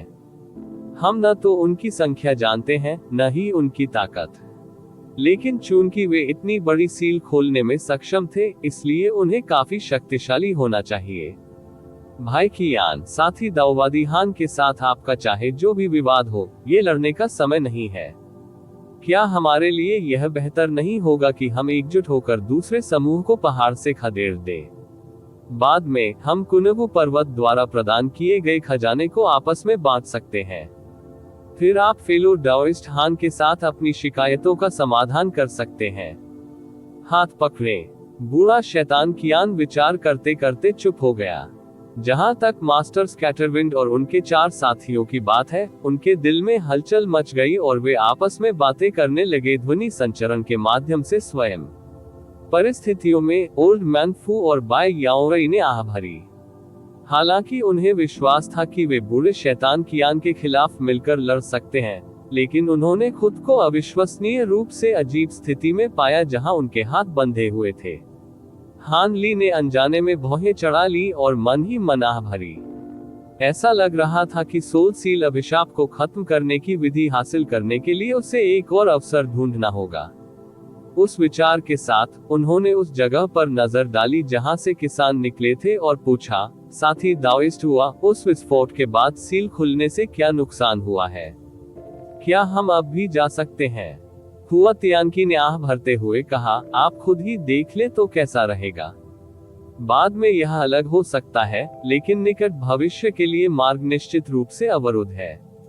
हान ली ने अपने होठों को सिकोड़ लिया और कुछ झिझक के बाद सीधे प्रकाश स्क्रीन पर उड़ गया और उसमें गायब हो गया। बाय याओई और ओल्ड मैन फू ने तुरंत अपना ध्यान इस ओर लगाया। कुछ ही क्षण बाद वह उदास भाव के साथ प्रकाश के पर्दे से बाहर आया। उसने अपने दोनों साथियों की ओर देखा और सिर हिलाया। ये सच है, मार्ग अवरुद्ध है, लेकिन अंततः यह अपने आप ठीक हो जाएगा। अभी के लिए आइए पहाड़ की गहराई में खोजबीन करें। निम्नलिखित घटनाएं सरल थीं। बूढ़े शैतान कियान के महान अहंकार के बावजूद वह जानता था कि मामलों को निपटाने के लिए ये गलत जगह थी। ये भव्य खजाना हासिल करने का एक प्रमुख अवसर था और वह खाली हाथ नहीं लौटना चाहता था। ऐसे में उसे कुछ समय के लिए हान ली को जाने देने के लिए मजबूर होना पड़ा। जहां तक अस्थायी गठबंधन की बात है, सभी इस पर सहमत होने से पहले एक पल के लिए इस पर विचार कर चुके थे। अज्ञात को उजागर करें, अकल्पनीय को उजागर करें। Audio books 108। बोर्ड पर सभी लोगों के साथ हुआ तियानकी चिल्लाया, एक साथ मिलकर हम जो भी हमसे आगे है उसका मुकाबला करने में सक्षम होंगे, भले ही वे 10 महान संप्रदायों के कृषक हों। इससे पहले कि दूसरा पक्ष खजाना हासिल कर ले, आइए हम निकल पड़े। फिर उसने पत्थर की सीढ़ियों तक रास्ता दिखाया। बूढ़े शैतान कियान ने ठिठुरते हुए कहा और उसके 5 शैतान उनके पीछे चलने से पहले एक साथ हो गए। हान ली और कंपनी चुपचाप सीढ़ियों से ऊपर उड़ गए। ये कबीले के सदस्य इस समय सफेद जेड प्लाजा के सामने खड़े थे। यह 1 किलोमीटर के 5वें हिस्से में फैला हुआ था और इसे खूबसूरत जेड से तैयार किया गया था। चारों ओर 30 मीटर से अधिक ऊंचे खंभे थे। प्रत्येक जेड स्तंभ को दुर्लभ, जीवन सदृश आत्मिक जानवरों के साथ उत्कृष्ट रूप से उकेरा गया था। हालांकि वे इन खंभों को बिल्कुल नहीं देख रहे थे, बल्कि प्लाजा के दूसरे छोर को देख रहे थे। यहीं पर पत्थर की सीढ़ियां उभरी थीं और उनके सामने विशाल जेड पट्टिकाएं खड़ी की गई थीं, जिनमें फॉर्चून क्लाउड हॉल और गोल्ड स्टोन पवेलियन जैसे विभिन्न स्थानों के नाम थे। वे सभी उन्हें घूरते हुए सोच में पड़ गए। भीड़ में से एक साधक ने कहा, केवल 3 स्थान हैं जहां हमें दिव्य आत्मा का खजाना मिलने की सबसे अधिक संभावना है। इनमें से सबसे केंद्र कुनगु हॉल है। स्पिरिट ट्रेजर पवेलियन इसके करीब है और सबसे दूर का स्थान डेविल सप्रेसिंग पैगोडा है। विद्वान और सनकी ने कुछ नहीं कहा और बस सोच में डूबा रहा। कृषक ने आगे कहा, कुनगु हॉल निश्चित रूप से पहाड़ के मध्य में होगा। और इसे स्पिरिट ट्रेजर पवेलियन का नाम दिया गया है। जाहिर तौर पर यह वह जगह है जहां प्राचीन कृषक अपना खजाना रखते थे। वहां खजानों का होना कोई अजीब बात नहीं होगी। जहां तक शैतान का दमन करने वाले पगोडा की बात है, तो यही वह जगह होनी चाहिए जहां उन्होंने शैतानों को कैद किया था। पहाड़ की सीलिंग की अजीब परिस्थितियों में ये बहुत संभावना है कि दिव्य आत्मा के खजाने को वहां रखा जा रहा है। आखिरकार उन्होंने इन शैतानों को दबाने के लिए खजाने की शक्ति का उपयोग किया होगा। विद्वान ने आखिरकार घुरा घुरा कर कहा, ठीक कहा। मुझे ये भी लगता है कि दिव्य आत्मा के खजाने को इन 3 क्षेत्रों में से एक में रखा जाना चाहिए। हालांकि हमारे पास हर स्थान को देखने की शक्ति नहीं है, इसलिए हमें 2 स्थानों में से एक को चुनना होगा। कौन से 2? सनकी ने झिझकते हुए पूछा। विद्वान उत्तर देने से पहले रुका। आत्मा खजाना मंडप और शैतान दमनकारी पगोडा। सनकी ने अपना सिर हिलाया और कहा, वे 2। मुझे लगता है कि डेविल सप्रेसिंग पैगोडा की तुलना में कुवू हॉल अधिक संभावित विकल्प होना चाहिए। विद्वान ने हंसते हुए और शांति से समझाया, स्पिरिट ट्रेजर हॉल से संभवतः हमें कुछ खजाने मिलने चाहिए, भले ही हम दिव्य आत्मा के खजाने को हासिल करने में कामयाब न हो। कुवू हॉल बहुत दूर है, स्पष्ट रूप से एक विकल्प और जाल और प्रतिबंधों में फंसा दिया जाएगा। चूंकि पहाड़ को सील कर दिया गया था, मेरा मानना है कि दोनों खजानों को कुनबू हॉल में स्थापित करने का कोई उद्देश्य नहीं होगा। इसकी अधिक संभावना है कि इसका उपयोग डेविल सप्रेसिंग पैगोडा में किसी प्रकार के अकथनीय राक्षस को दबाने के लिए किया जा रहा है। सनकी ने अंततः अपना सिर हिलाया, यह उचित लगता है, लेकिन मेरा मानना है कि हमें अभी भी कुनबू हॉल पर गहराई से नजर डालनी चाहिए कि यह पहाड़ की मुख्य इमारत है। विद्वान ने व्यंग्यपूर्वक मुस्कुराते हुए कहा, मैं आपकी बातें समझता हूँ, लेकिन हमारे पास केवल इतने ही लोग हैं। 2 समूहों में विभाजित होना बहुत कठिन है, 3 की तो बात ही छोड़िए। अन्य लोगों ने कुछ सदस्यों के साथ अपनी कार्य योजना पर चर्चा करना शुरू कर दिया, जिनमें से प्रत्येक ने दूसरे पक्ष को अधिक उचित पाया। कुछ देर तक कोई निष्कर्ष नहीं निकल सका।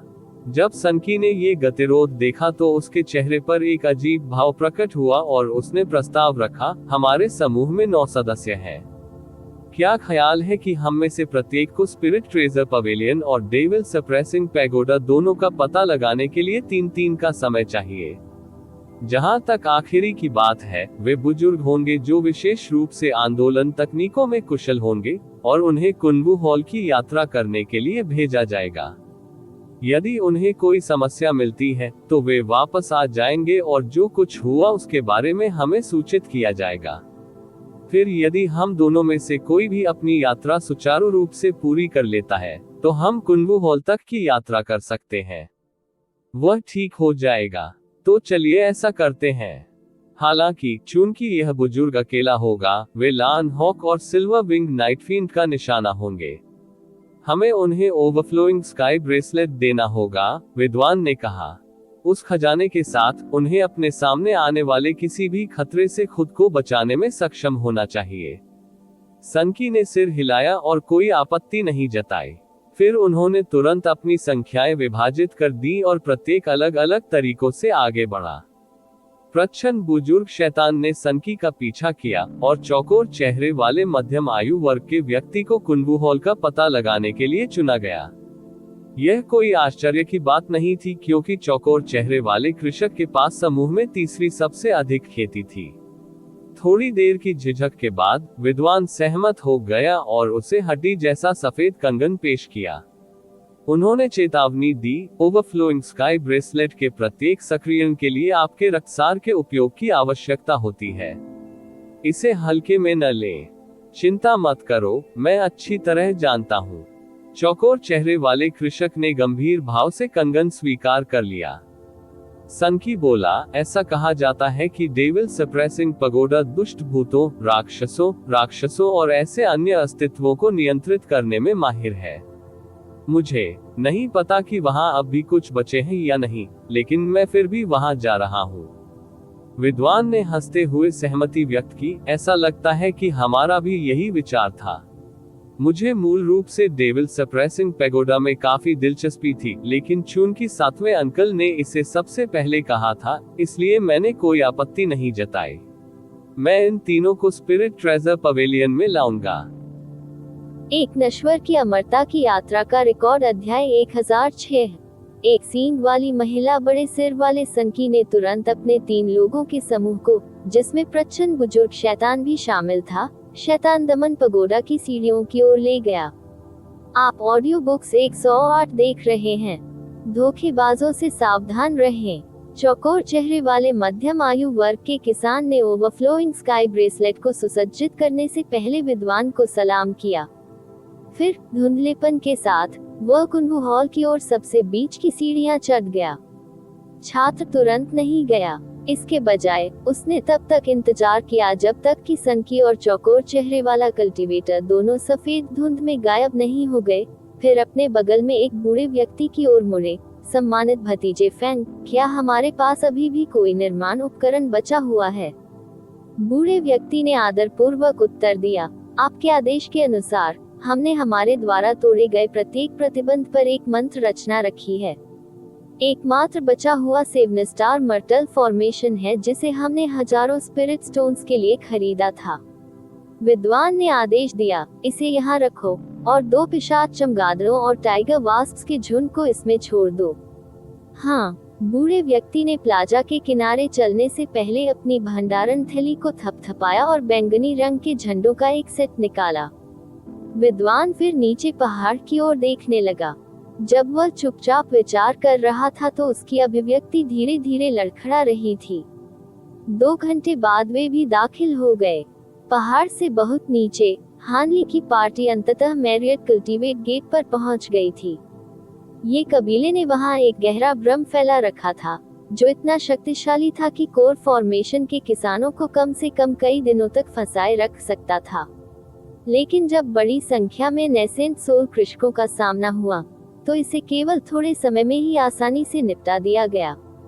जब उन्होंने असंख्य कल्टीवेटर गेट के विशाल सुसज्जित तोरण द्वार को स्पष्ट रूप से देखा, तो कुंभू पर्वत के बारे में उनके सभी संदेह दूर हो गए और वे बहुत उत्साहित हो गए।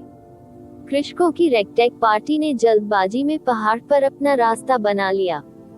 परिणाम स्वरूप अब उन्हें उन अन्य प्रतिबंधों का सामना करना पड़ा जो ये कबीले ने उनके पीछे लगाए थे। इससे वे हतोत्साहित नहीं हुए, बल्कि आगे बढ़े। लेकिन ये देखने में स्पष्ट था कि प्रत्येक प्रतिबंध के साथ वे और अधिक शक्तिशाली हो गए। हालांकि सभी दलों के पास बहुत अच्छी खेती थी, फिर भी उन्होंने प्रत्येक को तोड़ने के लिए क्रूर बल का सहारा लिया और इसमें और अधिक देरी हुई। कई कठपुतलियों के साथ विशाल पत्थर के हॉल में पहुंचने से पहले एक पूरा दिन बीत गया। हुआ तियानकी ने गंभीर अभिव्यक्ति के साथ इमारत की ओर देखा, साथ ही दाववादी, सावधान रहें। मुझे डर है कि यदि कोई प्रतिबंध मौजूद रहा तो ये परेशानी भरा होगा। हमारे आगे खेती करने वालों की पार्टी निर्माण उपकरणों के इतने सारे सेटों के कब्जे में होने के लिए काफी समृद्ध होनी चाहिए। ये संभावना है कि वे या तो 10 महान कुलों में से एक से संबंधित हैं या समकक्ष ताकत का एक गुट है। बूढ़े शैतान कियान ने ठंडे स्वर में कहा और कहा, उन 10 में से कोई भी इतने उच्च स्तरीय प्रतिबंधों, विशेष रूप से एब्सोल्यूट आइस फायर फॉर्मेशन का सामना करने में सक्षम नहीं है। मैं वास्तव में हमसे आगे वालों की पहचान के बारे में उत्सुक हूँ। आत्मविश्वास भरे स्वर में हुआ तियानकी ने घोषणा की, किसी भी मामले में हमारी सुविधा के लिए इन लोगों ने कुनबू पर्वत के प्रतिबंधों को तोड़ दिया था। भले ही उन्होंने अपनी जगह पर कुछ अंतरिम नाकेबंदी कर दी, हम जल्द ही उनसे आगे निकल जाएंगे। मुझे आशा है कि यही मामला है, बूढ़े शैतान कियान ने उदासीनता से कहा। ऐसा कहने के साथ समूह बड़े पत्थर वाले हॉल में चला गया। उन्होंने फर्श पर पत्थर की कठपुतलियों के अवशेष बिखरे हुए देखे और रुकने और देखने से खुद को नहीं रोक सके। हुआ तियानकी ने अपनी आध्यात्मिक भावना को पत्थर के हॉल के पार घुमाया और झिझकते हुए कहा, प्रतिबंध में कोई उतार चढ़ाव नहीं है। कितने आश्चर्य की बात है, उन्होंने कोई भी पीछे नहीं छोड़ा। बूढ़े आदमी फू ने हंसते हुए कहा, ये तो अपेक्षित है। मेरा मानना है कि उन लोगों के पास निर्माण उपकरण खत्म हो गए हैं। इस अध्याय की प्रारंभिक पोस्टिंग ऑडियो बुक्स 108 के माध्यम से हुई। जब बड़े आवारा कृषक ने हॉल की ओर अपनी नजर घुमाई तो उसने भौहें चढ़ा दी और कहा, मैंने पत्थर की कठपुतलियों के बारे में कभी नहीं सुना। वे नहीं हैं, वे पत्थर की आत्माएं हैं। हालांकि यह एक गुप्त तकनीक थी, फिर भी दानव पशु आत्माओं को इन मूर्तियों में जबरदस्ती मिला दिया गया था। ये प्राचीन काल में विशेष रूप से प्रचलित था, लेकिन किसी अज्ञात कारण से बाद में ये लुप्त हो गया। आवाज शांत स्वभाव के हान ली की थी। वह जमीन पर पड़े कुछ पत्थरों को छान रहा था और उसकी जांच कर रहा था। हुआ तियानकी ने अजीब नजर से हान ली की ओर देखा। ओह, साथ ही दाऊवादी हान इतने प्राचीन के बारे में जानता है तकनीक। मैंने अभी कठपुतली तकनीकों पर थोड़ी जांच पड़ताल की है। यह अफसोस की बात है कि ये सभी क्षतिग्रस्त हो गए हैं, अन्यथा मैं उन पर शोध करने में सक्षम होता। ऐसा कहने के साथ हानली ने अपने हाथ में मौजूद पत्थर को दूर फेंक दिया, जिससे वह कई बार जमीन पर लुढ़का। उनकी जांच से पता चला कि इन आत्माओं के अवशेष सामान्य पत्थर से बने थे। वे विशेष रूप से परिष्कृत थे, लेकिन उनकी सतह पर जादू संरचना के अजीब निशान खुदे हुए थे। वह उन्हें स्पष्ट रूप से पढ़ने में सक्षम नहीं था क्योंकि वे खंडित थे। यदि साथी दाऊवादी हान एक अक्षुअन प्राप्त करना चाहता है, तो उसे बस ढहे हुए गलियारों को देखने की जरूरत है। शायद कुछ लोग बच गए। कृषकों में से एक ने प्रसन्न स्वर में हान ली से बात की। जब हान ली ने देखा, तो उसने पाया कि वक्ता एक ईमानदार दिखने वाला मध्यम आयु वर्ग का व्यक्ति, मास्टर स्कैटरविंड था। चूंकि वह ग्रेट जिन से नहीं था, इसलिए उसे उस आदमी की बदनामी के बारे में नहीं पता था, लेकिन वह दिखावे से निर्णय लेने वालों में से नहीं था। हानली मुस्कुराए और कुछ कहने के बारे में सोचा जब बूढ़ा शैतान कियान अचानक चिल्लाया, दुष्ट प्राणी, तुम मौत को दावत दे रहे हो। सिंथ डेविल्स ने फिर अपने हाथ उठाए और एक खाली जगह पर भूरे प्रकाश की किरणें छोड़ी। विस्फोटों की एक श्रृंखला के साथ बैंगनी रोशनी भड़की और शेर के सिर वाला 4 पंखों वाला बाज दिखाई दिया। यह उपस्थित सभी लोगों को घूर रहा था। जानवर अज्ञात समय पर चुपचाप पास में आ गया था और उसने घात लगाकर बैठे ओल्ड डेविल कियान के सिंथ डेविल्स पर नजरें गड़ा दी थी। हालांकि वहां उपस्थित किसी को भी इसके महत्व के बारे में पता नहीं होगा, उसका आधा कटा हुआ पंजा पूरी तरह से ठीक हो गया था। ऐसा प्रतीत होता है कि लान हॉक ने अपने पिछले अनुभव से सीख ली है और उजागर होने पर तुरंत अपने पंख खोल दिए हैं। वह नीली रोशनी की धुंध में वापस उड़ गया और पलक झपकते ही हॉल से बाहर चला गया। अन्य लोग इसके अचानक प्रकट होने से आश्चर्यचकित हो गए थे और कार्रवाई करने में झिझक रहे थे।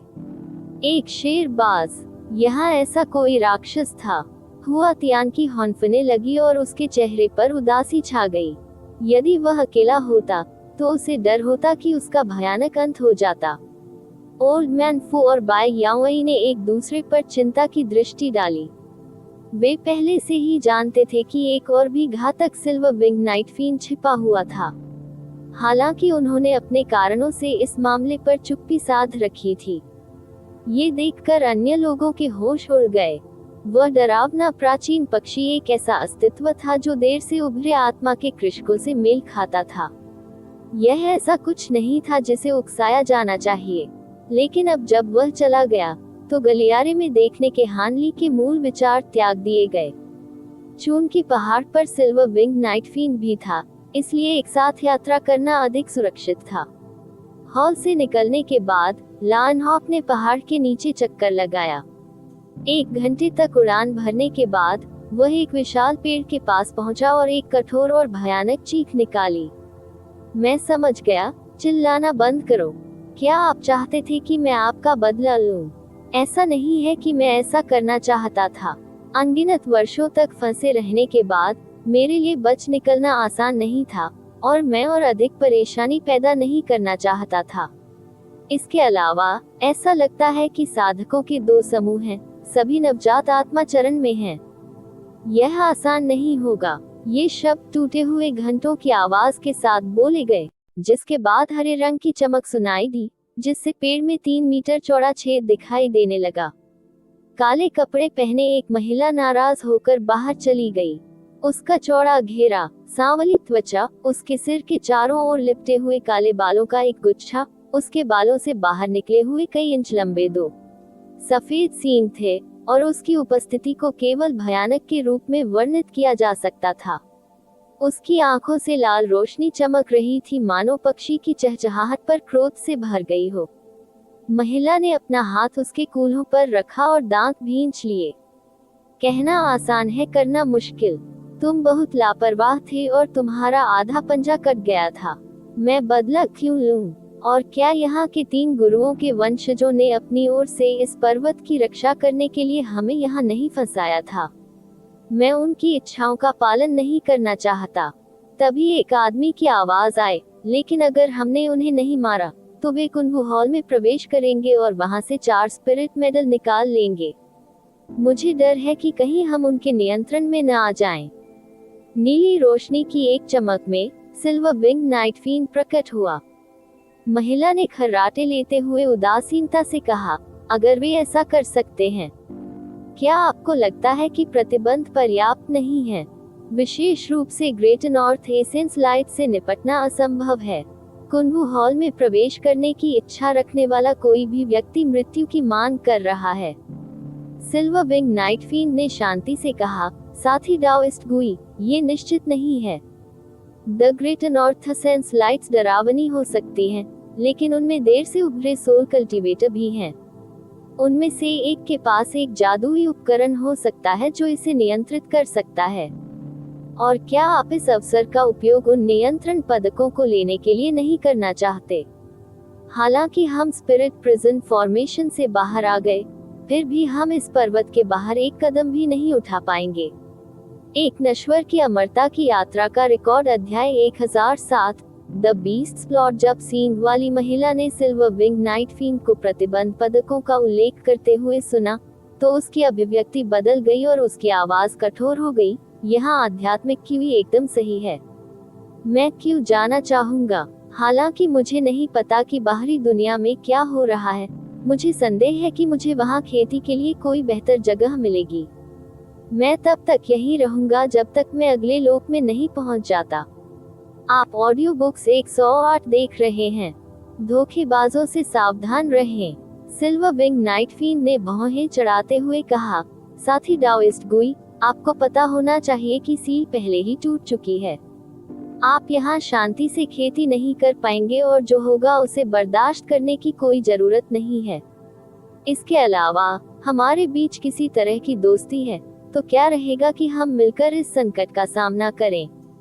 सींग वाली महिला ने अधिक सहजता से सिर हिलाया, हमारे बीच कुछ दोस्ती है। आप एक इंसान की परिष्कृत लाश थे, और उन कृषकों ने हमें स्पिरिट जेल संरचनाओं में सील करने से पहले लान हॉक और मुझे पाला था। कुंभ हॉल में ऐसे प्रतिबंध हैं जो विशेष रूप से हमें पीछे हटाने के लिए लगाए गए हैं, और हम आम तौर पर इसके पास जाने में सक्षम नहीं हैं। लेकिन अब इंसान ही इसका नेतृत्व कर रहे हैं।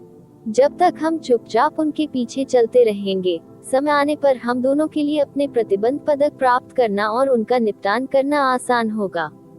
सींग वाली महिला का दिल हिल गया, लेकिन जैसा उसने महसूस किया उसके विपरीत, उसने खर्राटे लेते हुए और ठंडे स्वर में कहा, आप इसके बारे में ऐसे बात करते हैं जैसे कि यह इतना आसान हो। उनमें से कई मौजूद हैं, यहाँ तक कि कुछ देर से उभरे आत्मा साधक भी। आपने यहाँ तक बताया कि एक विशेष रूप से परेशान करने वाला कृषक था जिसके पास दिव्य आत्मा का खजाना था। समय आने पर हम शायद अपना सिर थाली में रख रहे होंगे। मुझे एक बार फिर कैद होने से नफरत होगी। क्या उन प्रतिबंध पदकों को नजरअंदाज करना और 1000 साल तक पहाड़ की आत्मा की गहराई में सोना बेहतर नहीं होगा? तब तक भले ही उन्हें पदक मिल गए हों, वे हमें परेशान नहीं कर पाएंगे। नाइट फिend ने अपना धैर्य खो दिया और उदास होकर कहा, मत भूलो साथी डाओइस्ट गुई, मैं पृथ्वी आंदोलन तकनीकों में काफी कुशल हूँ। महिला ने सिल्वर विंग नाइट फिend पर व्यंग्यात्मक दृष्टि से कहा, तुम्हारा क्या मतलब है? ये काफी सरल है, नाइट फिend ने उदासीनता से कहा, यदि मेरा प्रतिबंध पदक मनुष्यों द्वारा जब्त कर लिया जाता है, तो वे मुझसे जो कुछ भी मैं जानता हूँ वह पूछ सकते हैं। क्या आपको लगता है कि वे ग्रेड 10 के विशाल क्लिफ कछुए के राक्षसी मूल को जाने देंगे? महिला ने झुंझला कर कहा, ठीक है, फिर हम एक साथ छुपेंगे तो कैसा रहेगा? रात्रिचर ने स्पष्ट रूप से कहा, मैं इस जैसे महान अवसर को नहीं छोड़ सकता, मैं इस निंदनीय पर्वत पर नहीं रह सकता। यिन मून एसेंस के बिना मैं हमेशा के लिए सोने से ढके चंद्र शव के रूप में विकसित होने में असमर्थ रहूंगा। महिला ने खर्राटे लिए और अचानक 1 मीटर हवा में उछल कर चिल्लाई, क्या तुम मुझे धमकी दे रहे हो? अपने पंख हिलाते हुए उसने हंसते हुए और ठंडे स्वर में कहा, मैं तुम्हें धमकी नहीं दे रहा हूँ। साथ ही दाववादी गोई को निर्णय लेने की जरूरत है। यह मत भूलो कि तुम्हारा मुझ पर भी एहसान है। क्या आपको याद नहीं है जब प्राचीन कृषकों ने हमारी बुद्धिमत्ता पर मुहर लगाने के लिए हम पर एक निडर अभिशाप लगाया था? यदि मैंने तुम्हारे साथ क्लियर वॉर्ड पिल नहीं बांटी होती, तो तुम खून के प्यासे और हिंसक हो गए होते, बजाय इसके कि तुमने आज जैसा रूप धारण कर लिया है। बेशक मुझे याद है, जब उसे उस निडर श्राप की याद दिलाई गई, तो उसका अहंकार लगभग गायब हो गया। एक पल की चुप्पी के बाद उसने एक बार फिर आह भरी, हमें चौथे अभिभावक के बारे में नहीं भूलना चाहिए जिसे यहाँ भी टेलीपोर्ट करना चाहिए था। हमने इसे अभी तक नहीं देखा है और न ही हम इसके स्वरूप को जानते हैं। अगर हम सब हाथ मिला सके तो मैं इस पर विचार करूंगा। रात्रिचर ने अपना सिर हिलाया और कहा, मैंने पहले ही सब कुछ देख लिया है, लेकिन मुझे चौथी आत्मा जेल संरचना का स्थान नहीं मिला, न ही किसी राक्षस या भूत का कोई निशान मिला।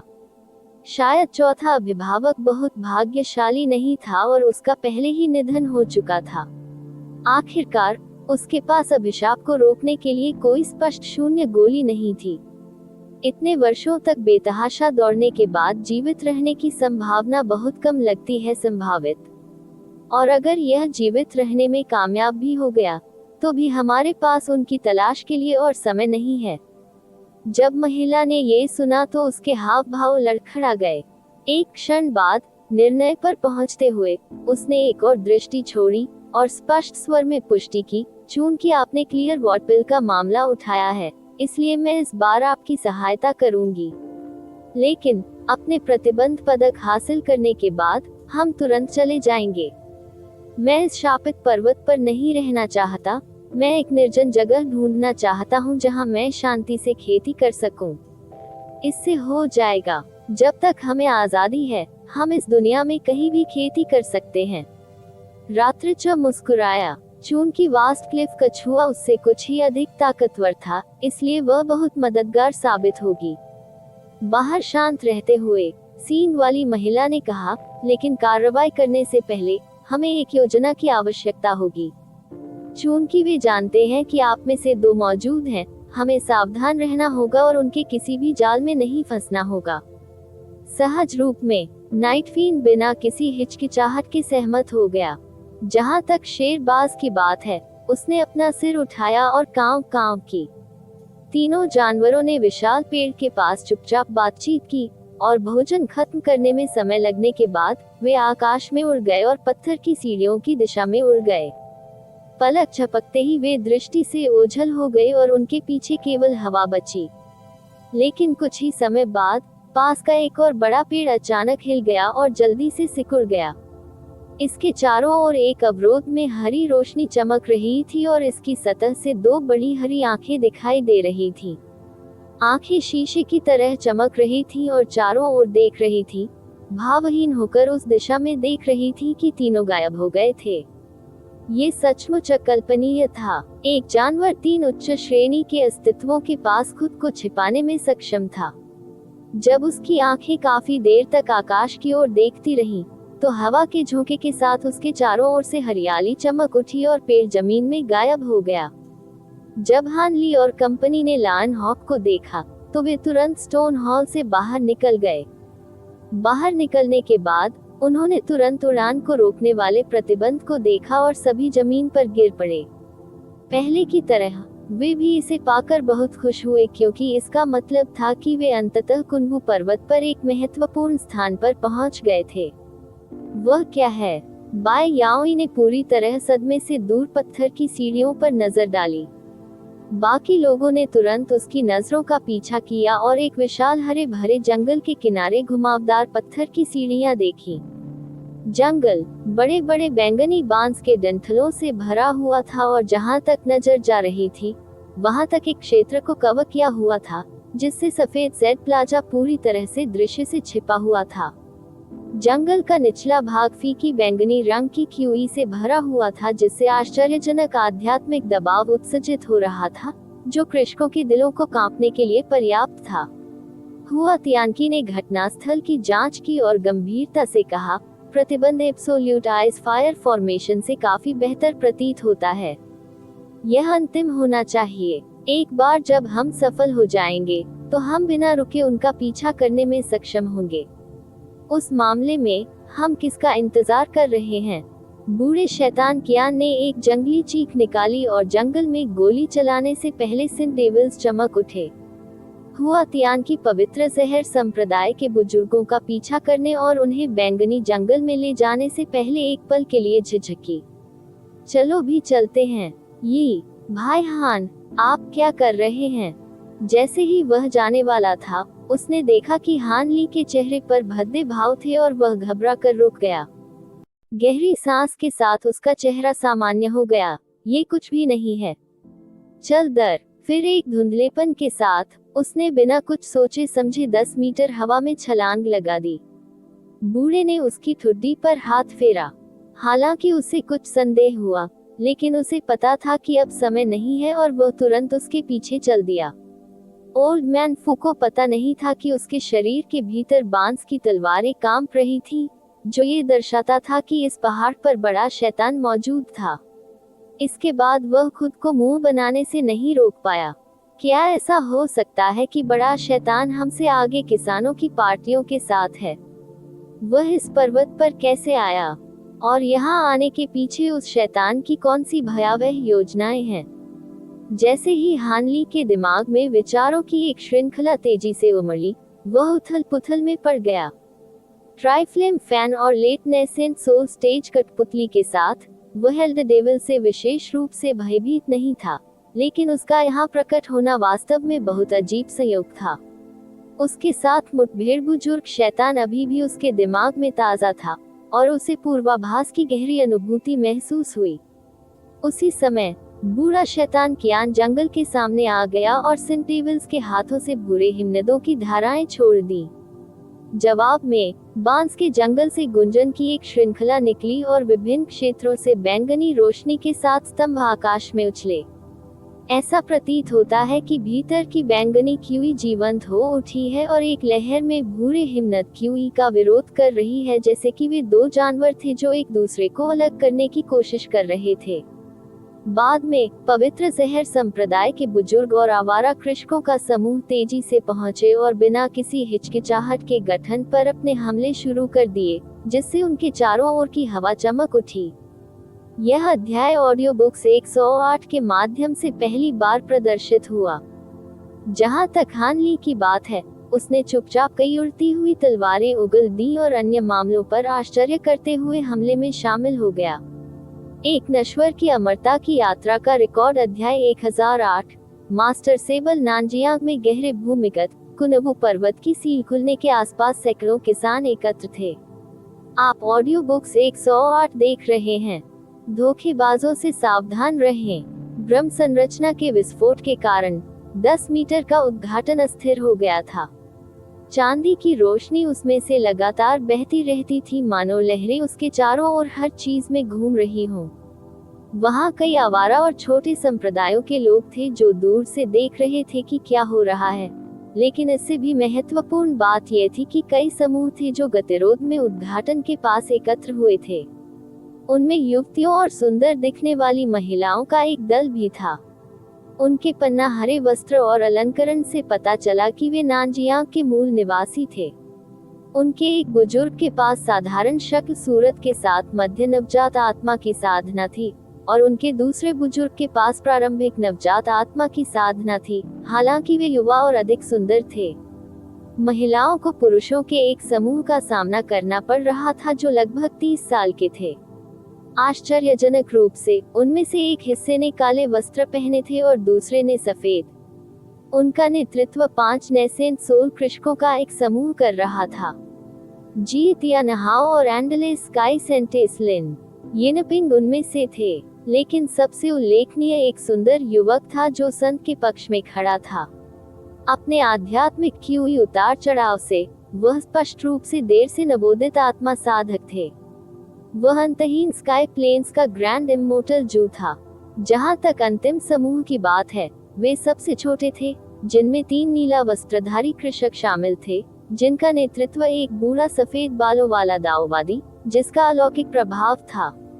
वह एक दिवंगत नवोदित आत्मा कृषक थे जिन्हें मास्टर सेबल के नाम से जाना जाता था। मास्टर सेबल ने हरे लबादे वाली मध्य नवजात सोल महिला की ओर कठोर भाव से देखा और कहा, लेडी म्यू, आपके सम्मानित संप्रदाय को मैदान में शामिल होने की कोई आवश्यकता नहीं है। मैं आपकी अवमानना नहीं करता, बल्कि मुझे डर है कि अगर इस खतरनाक यात्रा के दौरान कुछ भी हुआ तो आपके अमर रूप संप्रदाय को बहुत नुकसान होगा। हमारी पिछली दोस्ती के कारण मैं तुम्हें मना करने की पूरी कोशिश कर रहा हूँ। उसके लहजे से साफ था कि वह उस महिला के प्रति काफी स्नेही था। लेडी म्यू ने उदासीनता से उत्तर दिया, मास्टर सेबल, भले ही हाइजेनिक संप्रदाय धर्मी दाओ का शीर्ष संप्रदाय है, आप इतने दबंग नहीं हो सकते। मुहर स्पष्ट रूप से मेरे संप्रदाय के अधिकार की सीमा के भीतर है। आप मुझे प्रवेश करने से कैसे रोक सकते हैं? मेरे संप्रदाय को खतरे की भी परवाह नहीं है। महिलाओं का समूह सील के निकटतम सबसे बड़े संप्रदाय इमोर्टल फॉर्म संप्रदाय से संबंधित था। उनकी प्रसिद्धि पवित्र विश्व संप्रदाय से भी अधिक थी। इसकी अधिकांश शिष्याएं महिलाएं थीं, लेकिन इसकी अधिकांश प्रसिद्धि इसके अजेय शापों की शानदार भयावह शक्ति से आई। ऐसा कहा जाता है कि वे हजारों किलोमीटर दूर किसी को भी मारने में सक्षम थे। अक्सर अपने संप्रदाय को ठेस पहुंचाने वाले किसी व्यक्ति की मृत्यु की खबर आती थी, चाहे वे कितनी ही दूर क्यों न भाग गए हों। इससे कृषक जगत में भय व्याप्त हो गया और किसी ने भी उन्हें अचानक अपमानित करने का साहस नहीं किया। उनकी प्रसिद्ध शख्सियतों में से एक लेडी म्यू थी, जिनके बारे में कहा जाता है कि उन्होंने एक ही दिन में अलग अलग स्थानों पर 3 समान रैंक वाले किसानों को मार डाला था। अतीत के कार्यों से उसके मन में मास्टर सेबल के प्रति एक प्रकार की आपसी द्वेष भावना भी थी। फिर भी ग्रेट जिन में सबसे शक्तिशाली शख्सियतों में से एक होने के बावजूद मास्टर सेबल के पास अत्यंत विनम्रता से काम करने के अलावा कोई विकल्प नहीं था। ये कहने के बाद जी तियानहाओ ने हस्तक्षेप करते हुए कहा, साथी दाओवादी सेबल, मैं दूसरों की परिस्थितियों का उल्लेख नहीं करूंगा, लेकिन हमारा इन शिफ्टिंग संप्रदाय आगे बढ़ेगा। गे तियानहाओ अंतहीन आकाश मैदानों के कृषकों के साथ आए और उन्हें अपने ही संप्रदाय के 2 बुजुर्गों का साथ मिला। जब उन्हें सील के मामले का पता चला तो उन्होंने जल्दबाजी कर दी। अब जब उन्हें समझ आ गया कि उनकी अपनी पार्टी की ताकत हाइजेनिक संप्रदायों की प्रतिद्वंद्वी है, तो वह आसानी से पीछे हटने वाले नहीं थे। मास्टर सेबल उनके शब्दों से क्रोधित नहीं हुए, बल्कि सील के द्वार से निकल रही चांदी की रोशनी की ओर देखने लगे। फिर उन्होंने लापरवाही से कहा, अगर साथी डाओइस्ट जी अंदर आना चाहते हैं, तो मैं आपको नहीं रोकूंगा।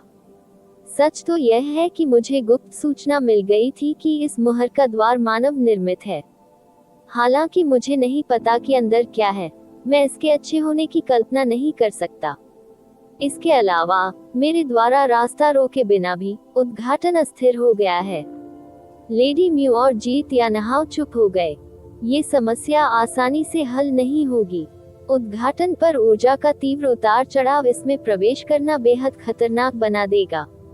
लेडी म्यू ने अपने माथे से बालों का एक गुच्छा हटाया और धीरे से कहा, हमारे अमर रूप संप्रदाय ने हाल ही में एक सन मून शटल हासिल किया था। इसे एक दुर्लभ खजाना माना जा सकता है जिसका इस्तेमाल हमले और बचाव दोनों में किया जा सकता है। मैं और मेरी जूनियर मार्शल बहन हाथ मिलाकर प्रयास करने को तैयार हैं। मास्टर सेबल आश्चर्य से बोले, क्या आपने वास्तव में सन मून शटल हासिल कर ली है? ये 3 महान शटल खजानों में से एक है। लेडी म्यू ने उदासीनता से कहा, ये केवल कुछ ऐसा था जो हमने गुजरते समय में हासिल किया था। मैं सोच रही थी कि यह हमारे संप्रदाय का एक विरासत खजाना बन जाए। मास्टर सेबल ने सिर हिलाया और कहा, उस स्थिति में मैं आगे कुछ नहीं कहूँगा। आप जैसा चाहें वैसा करने के लिए स्वतंत्र हैं। जहाँ तक मेरी बात है, मैं प्रवेश करने से पहले 2 दिन और इंतजार करूँगा।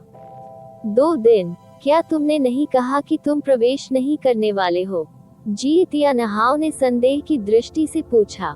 मास्टर सेबल ने अपनी दाढ़ी घुमाए और कहा, मैंने ऐसी कोई बात नहीं कही। 2 दिनों के समय में स्वर्गीय शैतान संप्रदाय के भाई सेवनविंडर्स आएंगे। उसकी स्पिरिट कछुआ गाड़ी के साथ हमें सील में प्रवेश करने में परेशानी नहीं होगी। ऑडियो बुक्स 108, जहां हर शब्द आश्चर्य जगाता है। दाओइस्ट सेवनविंडर्स अपने रास्ते पर है। जी तियानहाओ चिंतित होकर बोले। मास्टर सेबल ने इत्मीनान से कहा, सही है। मुझे एक गुप्त रिपोर्ट मिली है कि इस मामले में धर्मी और शैतान दोनों दाओ शामिल हैं।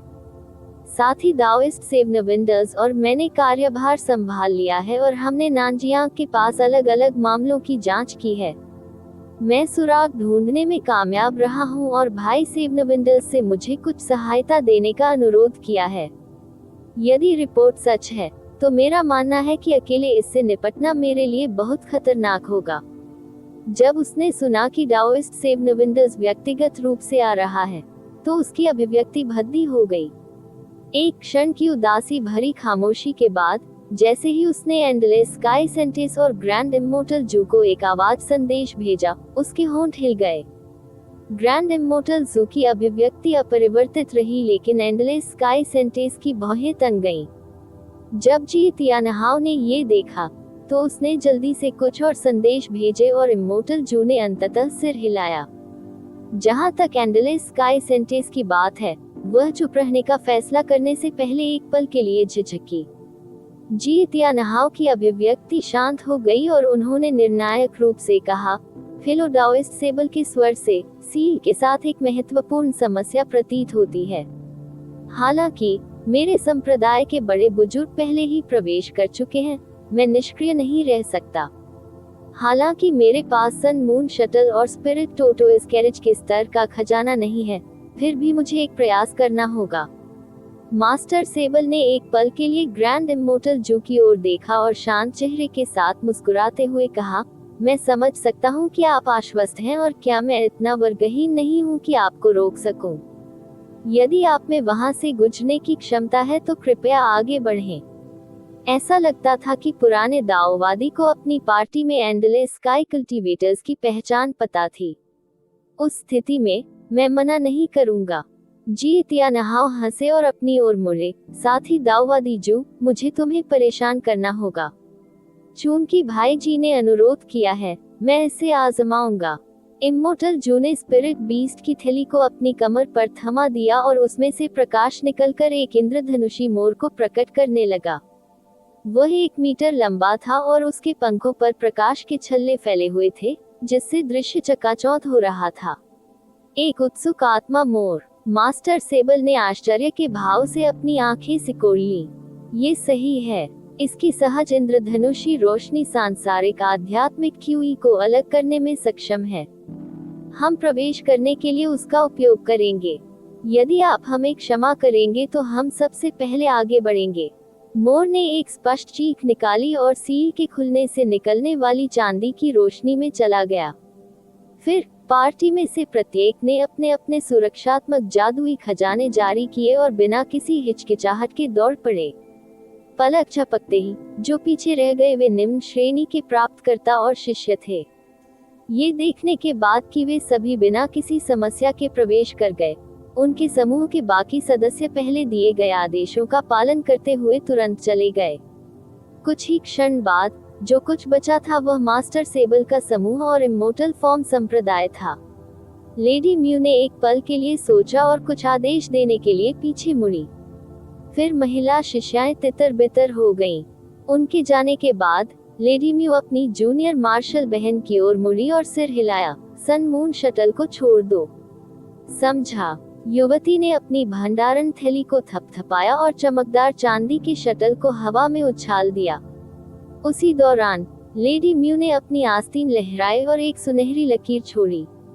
अचानक चांदी और सुनहरी धारियां उड़कर हवा में गुंथ गईं और एक हो गईं और एक विशाल 3 मीटर लंबे सोने चांदी के शटल में बदल गईं, जिसमें एक आश्चर्यजनक आभा थी। जाना, उसने चिल्लाना शुरू कर दिया और इसके तुरंत बाद दोनों महिलाएं आगे बढ़ीं और विशाल शटल में गायब हो गईं। सील खुलने से पहले ये चमका और हवा में घूमता रहा। उन्हें अंदर आते देख मास्टर सेबल के चेहरे पर अजीब भाव उभरे और बुदबुदाए, मैंने जो कहा है उसके बावजूद आप अभी भी अंदर जाने पर जोर दे रहे हैं। अगर तुम्हें कुछ हो जाए तो मुझे दोष मत देना। इसके तुरंत बाद उसने अपने पीछे खड़े 2 कोर फॉर्मेशन कल्टीवेटरों की ओर अपना हाथ लहराया और तीनों आराम करने के लिए बैठ गए। एक नवजात सोल कल्टीवेटर द्वारा उद्घाटन की रखवाली करते हुए दूर बैठे अन्य लोगों के चेहरे पर निराशा के भाव थे। कुंभू पर्वत की चोटी पर उदास हवा में एक अविश्वसनीय रूप से विशाल वस्तु हवा में गतिहीन रूप से तैर रही थी। इसके ऊपर अनगिनत प्रतिबंधात्मक तावीज लगे हुए थे, साथ ही इसे रोकने वाली जंजीरों की घनी कुंडलियां भी थीं। ये सभी तावीज बड़ी चमक के साथ चमक रहे थे, जिससे सभी को पता चल रहा था कि वे बेहद शक्तिशाली हैं। जहां तक जंजीरों की बात है, वे काली रोशनी से चमक रहे थे और खून के हल्के हल्के निशान रिस रहे थे। एक नश्वर की अमरता की यात्रा का रिकॉर्ड अध्याय 1009। बंटवारा तावीजों और जंजीरों के अलावा इस विशाल वस्तु के चारों ओर 1000 से अधिक हथेली के आकार के दर्पण थे। हर एक ने पीले रंग की किरणों को परावर्तित करते हुए एक अजीब जादू की रचना बुन दी, जो उसे घेरे हुए थी। आप ऑडियो बुक्स 108 देख रहे हैं। धोखेबाजों से सावधान रहें। आसपास का सारा स्थान व्यापक प्रतिबंधों की अंतहीन परतों से भरा हुआ था, जिससे हवा में हल्की रोशनी फैल रही थी। वस्तु का आकार एक छोटे पहाड़ जैसा था और उसमें बदलाव का कोई संकेत नहीं था। यदि यह सतह के हल्के उतार चढ़ाव के कारण नहीं होता, तो कोई इसे मृत मान लेता। इसके विपरीत उसके ठीक बगल में एक पूरी दूसरी दुनिया थी। ये दुनिया हरी भरी थी और सभी प्रकार के पौधों से भरी हुई थी। घुटन भरी आध्यात्मिक क्यूई का तो जिक्र ही नहीं किया गया। और ठीक बीच में 1 किलोमीटर चौड़ा एक खूबसूरत महल था। दूर से देखने पर यह बिल्कुल बंजर नजर आ रहा था, लेकिन अगर कोई इसे ऊपर से देखता है तो उसे पता चलता है कि महल वास्तव में एक विशाल जादू संरचना के केंद्र में था। महल के पास 81-30 मीटर ऊंची वेदियां बनाई गई थीं, जो संरचना के अनुरूप विभिन्न स्थानों पर रखी गई थी। लेकिन सबसे आश्चर्यजनक बात यह थी कि सभी वेदियों पर सफेद जैत से बनी 10 मीटर ऊंची मूर्ति स्थापित थी। ये पत्थर के आदमी सुनहरे कवच पहने हुए थे और उनके हाथ महल की ओर बड़े सुनहरे ब्लेड पकड़े हुए थे। उनकी सभी अभिव्यक्तियां गंभीर और सजीव थीं। हालांकि पूरा क्षेत्र पूरी तरह से ध्वनि से रहित था, जैसे कि ये दृश्य सहस्राब्दियों तक अछूता रहा हो। 7 स्टार मर्टल फॉर्मेशन अब पूरी तरह से सक्रिय हो गया था और विस्फोटों की आवाजें सुनाई दे रही थी। ये संरचना के पतन के लिए एक महत्वपूर्ण क्षण था। बैंगनी रोशनी के साथ स्तंभ क्षेत्र के चारों ओर फैली विशाल धुंध से आकाश तक पहुंचे। गड़गड़ाहट की हल्की आवाजें और घनी बिजली की किरणें कभी कभी खंभों से उड़ती थीं और प्रतिबंध के विभिन्न हिस्सों पर हमला करती थीं। कोहरा इस हद तक सघन हो गया था कि इसने दृष्टि को पूरी तरह से अवरुद्ध कर दिया था और यह कभी कभी आत्मा को झकझोर देने वाली भूतिया चीखें निकालता था। जब हान ली शांति से पास आया तो वह घूमती हुई बिजली की कुंडलियों में घिरा हुआ था पास का खंभा। जैसे ही ऐसा हुआ, बड़े अजगर आसपास की धुंध से संघनित हो गए और तुरंत हमला कर दिया, लेकिन उसके आसपास बिजली गिरने से वे आसानी से तितर बितर हो गए। हालांकि वह इससे जरा भी खुश नहीं दिखे, क्योंकि अजगरों ने लगातार हमला जारी रखा। चांदी सफेद बिजली कभी कभी उसके सिर के ऊपर चमकती थी, लेकिन उसे इसकी आवृत्ति या शक्ति की परवाह नहीं थी। जब भी वह उस पर हमला करने वाला होता, तो वह बस अपने हाथ के झटके से उसे अपनी तरफ पुनर्निर्देशित कर देता। अचानक उसके पीछे से दो लगभग अश्रव्य भनभनाहटें सुनाई दी। भौहें चढ़ाकर उसने अपना हाथ झटक दिया और सुनहरी बिजली की दो किरणें निकली, जिसके बाद एक झुलसी हुई गंध आई। हान ली ने अपना सिर घुमाया और दो मुट्ठी के आकार के ततैया को देखा। उनके शरीर जलकर काले पड़ गए थे और जमीन पर गिर गए थे। उनमें सबसे अधिक ध्यान खींचने वाली बात उसकी पूंछ से निकले हुए 3 इंच लंबे डंक थे। फिर भी वह पहले ही ऐसे 40 कीड़ों को आसानी से मार चुका था। उस शुरुआत में उसने अपनी फुर्तीली उड़ने वाली तलवारों का उपयोग करके उनसे निपटा, लेकिन अब उसने दिव्य डेविलबेन लाइटनिंग का सहारा लिया। लेकिन ऐसा नहीं था कि उसके पास इतना कुछ था कि वह उसे गंवा सकता था, बल्कि यह कि विशाल ततैया उसकी तलवारों को नुकसान पहुंचाने में सक्षम थी। हालांकि वह नहीं जानता था कि ततैया का डंक कितना जहरीला होता है, लेकिन उसका हरा खून बेहद संक्षारक था और संपर्क में आने पर उसकी तलवार की आध्यात्मिक प्रकृति को नुकसान पहुंचाता था। चूंकि वह ततैया को मारने के लिए उनका उपयोग नहीं कर सका, इसलिए उसने निम्न श्रेणी की आग के गोले और हिमलिम तकनीकों की कोशिश की, लेकिन कोई फायदा नहीं हुआ। सौभाग्य से उनमें बिजली के प्रति बहुत कम प्रतिरोध था और वे बिना अधिक खपत किए आसानी से खत्म हो गए। इसके अलावा कुछ गहरे लाल रंग के चमगादड़ भी थे जो कभी कभार हमला कर देते थे। वे दिखने में सामान्य चमगादड़ों की तरह ही थे, लेकिन तलवार की रोशनी का उन पर ज्यादा असर नहीं हुआ। वह केवल अपनी तलवारों की वास्तविक धार से ही उन्हें भेदने में सक्षम था, और फिर भी उनके शरीर ने एक क्षण के लिए विरोध किया, जिससे हान ली को बहुत झटका लगा। और एसेंस से युक्त होने के बाद उनकी बांस क्लाउड स्वर्म तलवारें अविश्वसनीय रूप से तीक्ष्ण थीं। तथ्य यह है कि उनकी तलवार को चमगादड़ों को भेदने में भी देरी हुई, यह उनकी कठोरता का प्रमाण था। लेकिन किसी भी मामले में ये ततैया और चमगादड़ दुनिया में शायद ही कभी आध्यात्मिक जानवर देखे जाते थे और इन्हें प्रशिक्षित करना अविश्वसनीय रूप से कठिन था।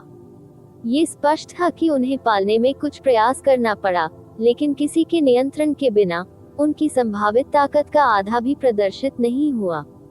ऐसा लगता है कि उनके आगे के किसान उन्हें विलंबित करने के लिए बड़ी कीमत चुका रहे थे। जैसे ही ये विचार उसके मन में प्रकट हुए, वह बैंगनी प्रकाश के स्तंभ से लगभग 30 मीटर दूर पहुंच गया और जल्द ही उसे नष्ट कर सकता था। लेकिन फिर जादू संरचना के प्रवेश द्वार पर एक विशाल बैंगनी बांस अचानक स्तंभ के चारों ओर फिर से प्रकट हो गया। वे तेजी से उसके चारों ओर बढ़ते गए और उसे घने बांस के जंगल में घेर लिया। पास ही जो प्रकाश का खंभा था, वह पूरी तरह गायब हो चुका था। हान ली ब्रह्म प्रतिबंधों की उपस्थिति पर मुस्कुराए बिना नहीं रह सका। जब तक उसे पहले की तरह शीर्ष श्रेणी के ब्रह्म का सामना नहीं करना पड़ेगा, यह उसे रोकने के लिए पर्याप्त नहीं होगा। उसकी आंखों से नीली रोशनी चमकी और बैंगनी बांस फीका होकर प्रकाश के उस स्तंभ को प्रकट करने लगा जो मूल रूप से वहां था। तभी उसकी आस्तीन को हिलाने से 8 उड़ती हुई तलवारें बाहर निकली और एक स्पष्ट छल्ला छोड़ने से पहले हवा में चक्कर लगाने लगी। प्रकाश की एक चमक में खंभे के निचले हिस्से में तलवार की एक घनी लकीर टूट गई। एक भीषण विस्फोट के साथ इसका आधार गायब हो गया। लगभग उसी समय उसके आसपास का बैंगनी बांस का जंगल पूरी तरह से गायब हो गया था, जिससे 400 मीटर से अधिक सफेद जेड ईंट का फर्श उजागर हो गया था। हान ली ने उस पर एक नजर डाली और अनजाने में अपनी भौहें ऊपर उठा ली। उसने दूर से शेष बैंगनी धुंध को देखा। केवल 3 खंभे अभी भी चमक रहे थे। ऐसा प्रतीत हुआ कि 3 अन्य लोग उससे एक कदम आगे थे। कुछ देर सोचने के बाद उसने एक स्पिरिट स्टोन निकाला और बैठ गया, और अन्य खंभों में बिल्कुल भी दिलचस्पी नहीं दिखाई। जैसे ही उसने अपनी जादुई शक्ति पुनः प्राप्त की, उसने इस अवसर का उपयोग ठीक से इकट्ठा करने के लिए किया कि जब वह बड़े शैतान का सामना करेगा तो वह क्या करेगा। वर्तमान में यहाँ कई शक्तिशाली कृषक एकत्र हुए थे और इतने ही राक्षस आसपास छिपे हुए थे। यहाँ तक कि ग्रैंड पपेट और ट्राइफ्लेम फैन के साथ भी लापरवाही के एक पल में वह अपनी जान गंवा सकता था। कुछ सोचने के बाद हान ली ने अपनी भंडारण थैली को थपथपाया और एक आयताकार ईंट निकाली जो नीली रोशनी से चमक रही थी। यह क्रिस्टलीय स्लैब का एक छोटा रूप था जो उसने पहले पत्थर के स्टेल में पाया था। आइटम को त्रुटिहीन तरीके से छुपाया गया था। उसने काफी देर तक स्टील की जांच की लेकिन उसे पता नहीं चला कि उसके अंदर क्या है। यदि बख्तरबंद पृथ्वी ड्रैगन की खजाने को खोजने की जन्मजात क्षमता नहीं होती तो वह इससे पूरी तरह चूक जाता। ऑडियो बुक्स 108 किताबी कीड़ों और सपने देखने वालों के लिए एक स्वर्ग। क्रिस्टल स्लैब का शरीर काफी अजीब था और एक ही प्रकार के अज्ञात पत्थर से स्पष्ट रूप से परिष्कृत किया गया था। आध्यात्मिक शक्ति के बिना यह अविश्वसनीय रूप से भारी था, लेकिन साथ ही ये पन के समान हल्का था। लेकिन जिस चीज ने उनका ध्यान सबसे ज्यादा आकर्षित किया वह सतह पर अंकित अज्ञात प्राचीन अक्षर थे। अतीत में हान ली द्वारा पढ़े गए कई रिकॉर्डों के बावजूद ये पत्र कुछ ऐसे थे जिनका उसे अभी तक सामना नहीं करना पड़ा था। फिर भी वह स्ट्रोक और रूप से पहचानने में सक्षम था कि वे उस युग से भी पहले आए थे जिसे आमतौर पर प्राचीन काल के रूप में जाना जाता था। ये लगभग प्रागैतिहासिक खजाना था। कुछ देर तक क्रिस्टल ईंट की जांच करने के बाद उसने आह भरी और उसे दूर रख दिया। उसी समय दूर से 2 विस्फोट हुए। 2 और नष्ट हो गए थे। जहां तक पिछले वाले की बात है वह बिना किसी हस्तक्षेप के अपने आप ही खत्म हो गया। बैंगनी धुंध पूरी तरह से गायब होने के बाद अन्य दृश्य में आए। बूढ़े शैतान कियान की उग्र आवाज फिर सुनाई दी। वे पवित्र जहर संप्रदाय के बुजुर्ग कहाँ हैं? उन्होंने वास्तव में हमारे सामने से खिसकने का साहस किया। हान ली ने चारों ओर नजर घुमाए और पुष्टि की कि वे सभी गायब हो गए थे। आवारा लोगों के समूह में से बड़ा आदमी गुस्से से चिल्लाया, केवल वही नहीं बल्कि वह बदमाश कैटरविन भी गायब हो गया। जब से उसने हमसे अंदर आने का आग्रह किया, मुझे पता चल गया कि वह हमें ठगने की योजना बना रहा है। बाय याओई ने आह भरी और आगे की ओर इशारा किया। यह कोई आश्चर्य की बात नहीं है कि उन्होंने हमें हिलाकर रख दिया। हमारे मोर्चे पर एक नजर डालें। दूसरों ने चारों ओर देखा और दर्जनों सीढ़ियां पाईं जो अलग अलग दिशाओं में जाती थीं। बूढ़े आदमी फूने भौहें सिकोड़कर कहा, ऐसा लगता है कि इन कृषकों को लगा कि वे खुद को संभाल सकते हैं और किसी चीज पर एकाधिकार करने के इरादे से भाग गए। बूढ़े शैतान कियान ने तेजी से खुद को शांत किया और कहा, तो यह ऐसा ही था। तब मैं अकेला ही अभिनय करूंगा।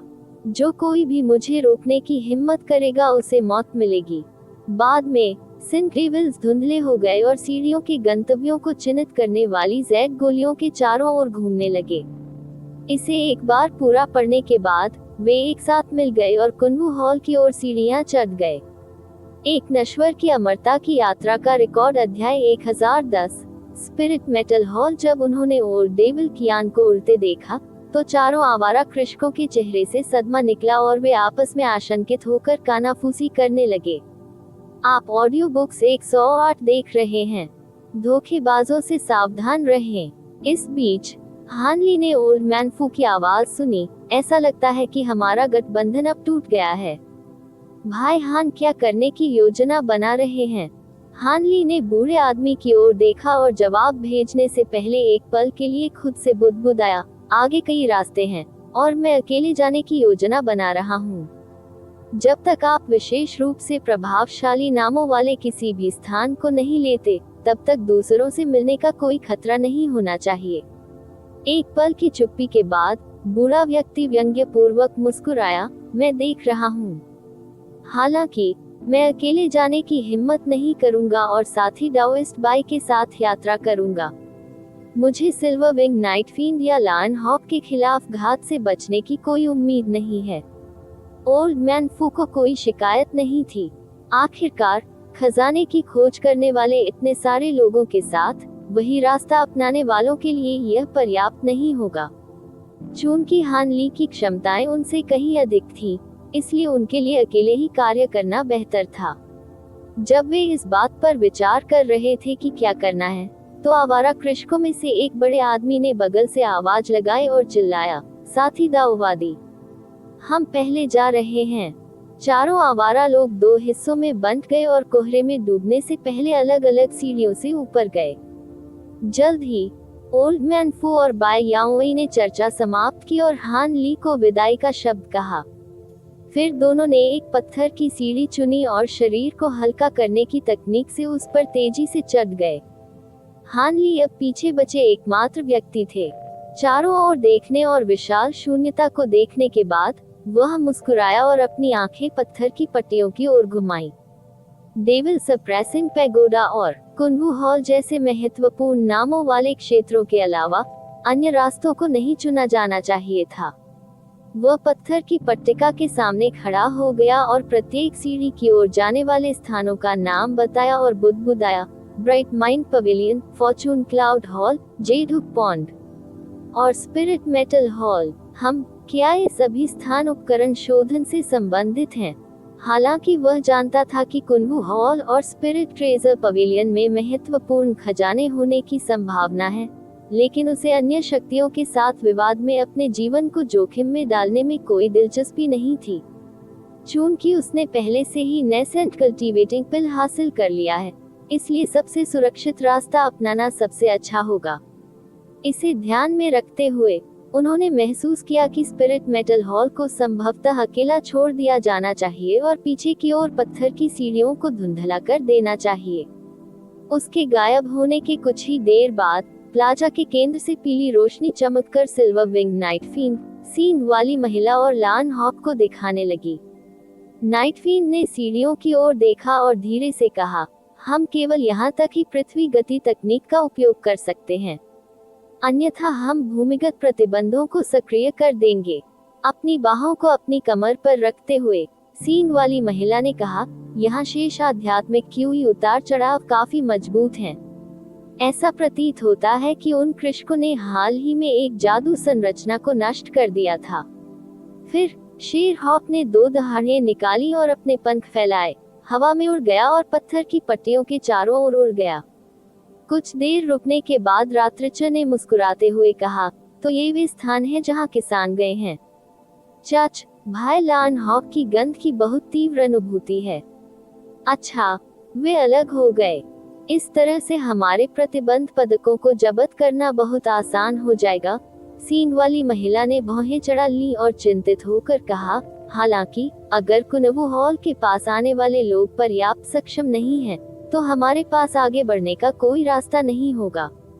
नाइटफील्ड ने खर्राटे लेते हुए कहा, यह कोई बात नहीं है। यदि वे मनुष्य असमर्थ हैं, तो हम गुप्त रूप से मदद करेंगे। जब तक हम अपने ऊपर लक्षित विशिष्ट प्रतिबंधों को सक्रिय नहीं करते, हमें अन्य प्रतिबंधों को नष्ट करने में सक्षम होना चाहिए। सींग वाली महिला चिल्लाए, उस मामले में आइए देखें कि कौन से किसान उस सीढ़ी पर चढ़े। भाई नाइटफील्ड, आपके पास छुपने की सबसे बेहतरीन तकनीकें हैं। क्या आप हमें छुपाने में मदद कर सकते हैं? बेशक, नाइटफील्ड ने तुरंत उत्तर दिया। उसके पंखों की फड़फड़ाहट के साथ चांदी की धुंध बाहर निकली और उनके चारों ओर लिपट गई। फिर जानवर एक तेज चमक में गायब हो गए। जैसे ही यह सब हुआ, कुनवू पर्वत के आधे रास्ते में पत्थर के मंडप के बगल में सफेद रोशनी की स्क्रीन से एक इंद्रधनुषी मोर दिखाई दिया। अपने पैरों की नोक का उपयोग करते हुए हानली ने प्रत्येक सीमा के साथ 10 कदम आगे बढ़ाए। सीढ़ी पर कुछ कोनों को मोड़ने के बाद सफेद सेट प्लाजा जल्द ही दृष्टि से गायब हो गया। सीढ़ियों के किनारे कुछ विशाल पेड़ थे। चूंकि उसने पहले ऐसे पेड़ नहीं देखे थे, इसलिए उसने उन्हें दिलचस्पी से देखा। वे अनगिनत वर्षों से कुनवू पर्वत से बढ़ रहे थे। यदि पर्याप्त समय दिया जाए तो साधारण आध्यात्मिक पेड़ भी उच्च गुणवत्ता वाली शोधन सामग्री बन जाएंगे। हालांकि वह ऐसी किसी चीज के लिए धीमा नहीं पड़ने वाला था। थोड़ी देर चलने के बाद उसकी आंखें चमक उठी और उसे दूर एक बड़ा परिसर दिखाई दिया। जॉय ने अपना चेहरा तेजी से बढ़ाया और उसने अपनी गति तेज कर दी। पलक झपकते ही वह रुकने से पहले शीर्ष पर पहुंच गया। सफेद धुंध की एक स्क्रीन ने उसके सामने को अवरुद्ध कर दिया था और जब उसने इसके पार देखा तो उसे एक 20 मीटर लंबी भूरे रंग की दीवार मिली, जो दृश्य से अधिकतर सब कुछ छुपा रही थी, और इसका नाम चांदी की महिमा में स्पिरिट मेटल हॉल लिखा हुआ था। हालांकि वह दीवार के शीर्ष पर एक बड़ी इमारत को देखने में सक्षम था। हान ली ने अपनी तरफ देखा और देखा कि स्क्रीन वास्तव में एक बाधा थी जिसने हॉल को पूरी तरह से ढक दिया था। ऐसा प्रतीत होता है कि प्राचीन कृषकों ने इसे सील करने से पहले पहाड़ के सभी प्रतिबंधों को सक्रिय कर दिया था। शायद वे एक दिन वापस लौटने की उम्मीद में पहाड़ की रक्षा करने का इरादा रखते थे। जैसे ही ये विचार उसके दिमाग में कौंधे, उसने अपनी आस्तीन लहराई और गेट पर एक सुनहरी लकीर छोड़ दी। एक अजीब सी भनभनाहट के साथ तलवार की रोशनी बैरियर में आधा फुट तक धंस गई और अंततः रुक गई। इसके तुरंत बाद क्षति स्पष्ट रूप से चमकने लगी और अपने आप ठीक होने लगी। हान ली ने भौहें सिकोड़ ली और प्रकाश अवरोध की ओर इशारा किया, जिससे उनकी तलवार तुरंत वापस आ गई। चोट जल्दी ठीक हो गई। ये देखकर कि अवरोध लगभग 3 मीटर मोटा था, वह विचार करने लगा कि क्या उसकी तलवारों की संयुक्त शक्ति का भी कोई प्रभाव होगा। आखिरकार, यदि वह एक ही हमले में संरचना का निपटान नहीं कर सका, तो इससे होने वाली किसी भी क्षति से उबर जाएगा। निस्संदेह, यदि उसके पास समय होता, तो वह अपनी गोल्ड डिवोरिंग बीटल को छोड़ सकता था बाधा की आध्यात्मिक शक्ति का धीरे धीरे उपभोग करें। उन्होंने माना कि इसमें कई दिन लगेंगे, लेकिन प्रतिबंध को नष्ट किया जा सकता है, जो इन परिस्थितियों में एक अस्वीकार्य परिणाम है। जैसे वह तुरंत एक निर्णय पर आया और एक भंडारण थैली को थपथपाया, जिससे प्रकाश की एक मुट्ठी के आकार की गेंद उत्पन्न हुई। यह एक बार उसके चारों ओर घूमता था और एक पंख वाला पंखा दिखाई देता था जो सुनहरा, चांदी और लाल रंग में चमक रहा था। जैसे ही उसने इशारा किया, पंखे ने फीनिक्स की आवाज निकाली और उसकी पकड़ में आ गया। उसने इसे खोला, जिससे ये धधकते हुए 1 मीटर के आकार तक फैल गया। अब इसे पकड़कर उसने उदासीनता से अपने सामने प्रकाश अवरोध को देखा और हाथ हिलाया। इस बार उन्होंने सावधानी पूर्वक आउटपुट को नियंत्रित किया, जिससे ज्वाला जनित फीनिक्स को दूसरी बार प्रकट होने से रोका गया। इसके बजाय पंखे ने बैरियर की ओर लौ की एक त्रिरंगीन धारा छोड़ी, जिससे वह तेजी से गर्म लौ में बर्फ की तरह पिघल गई और पलक झपकते ही एक बड़ा छेद बन गया। जैसे ही उसने ये देखा, उसने पंखा हटा दिया और जल्दी से चार्ज करके अंदर चला गया। चून की दीवार अब उसके सामने ऊंची हो गई थी। वह पीछे मुड़ा और देखा कि बैरियर ने जल्द ही उद्घाटन को ठीक कर दिया। हान ली कड़वाहट से मुस्कुराया। जाते समय उसे एक बार और मेहनत करनी पड़ेगी। इस विचार के साथ उन्होंने अपने शरीर के भीतर जादुई शक्ति की जांच की। हालांकि उसने पंखे को उसकी आधी से भी कम शक्ति का उपयोग करने के लिए नियंत्रित किया था, फिर भी इसने उसकी जादुई शक्ति का 1/3 हिस्सा खर्च कर दिया। उसने अपना सिर हिलाया और पत्थर की दीवार के चारों ओर चलने लगा। सामने उसे जो इमारतें मिली, वे सभी एक जैसी ही बनी थी, 2 मंजिलों वाली 30 मीटर ऊंची। वह लापरवाही से निकटतम में चला गया और पाया कि कुछ फर्नीचर के अलावा ये पूरी तरह से खाली था। ऐसा प्रतीत होता था कि यह विश्राम का स्थान है। भले ही इस कमरे में कभी प्राचीन कृषकों की निजी वस्तुएं हुआ करती थीं, लेकिन जब उन्हें खाली कराया गया तो वे सभी हटा दी गईं। हालांकि हान ली को पहले से ही कुछ हद तक इसका अनुमान था, लेकिन वह आहें भरने के अलावा कुछ नहीं कर सका। ये देखने के बाद उसे अन्य इमारतों के बारे में ज्यादा आशा नहीं रही, और जैसा कि उसे उम्मीद थी, वहां उनके पास कुछ भी नहीं था। अज्ञात को उजागर करें, अकल्पनीय को उजागर करें। ऑडियो बुक से 108। जब वह गोदामों जैसी दिखने वाली कुछ पत्थर की इमारतों को देखने के लिए आगे बढ़ा, तो उसने ये भी पाया कि वे पूरी तरह से खाली थीं। सभी रैक, टेबल और संदूकें पूरी तरह से नंगे थे। उपकरण परिशोधन का जरा सा भी संकेत नहीं था, जिससे उसकी निराशा बढ़ गई। लेकिन जब वह इनमें से आखिरी इमारत से बाहर निकला तो उसे एक पत्थर का हॉल मिला। हॉल केवल 300 मीटर चौड़ा दिखाई देता था, लेकिन गहरे लाल रंग में रंगा हुआ था, मानो वह पिघला हुआ गर्म हो। Spirit change hall. हान ली ने गेट के ऊपर लटके अक्षरों को बुदबुदाया। हालांकि वह केवल बाहर ही खड़ा था, फिर भी उसे भीतर से एक परिचित आभा का संचार होता हुआ महसूस हो रहा था। उसके दिल में हलचल मच गई और वह जल्द ही अपनी पीठ के पीछे हाथ रखकर अंदर चला गया। जैसे ही उसने प्रवेश किया, उसे तेज गड़गड़ाहट सुनाई दी और उसने तुरंत हॉल के चारों ओर अपनी नजर घुमाई। इस तरह के और अपडेट के लिए कृपया हमारे चैनल ऑडियो बुक्स 108 को सब्सक्राइब करें और नोटिफिकेशन सक्षम करें। धन्यवाद।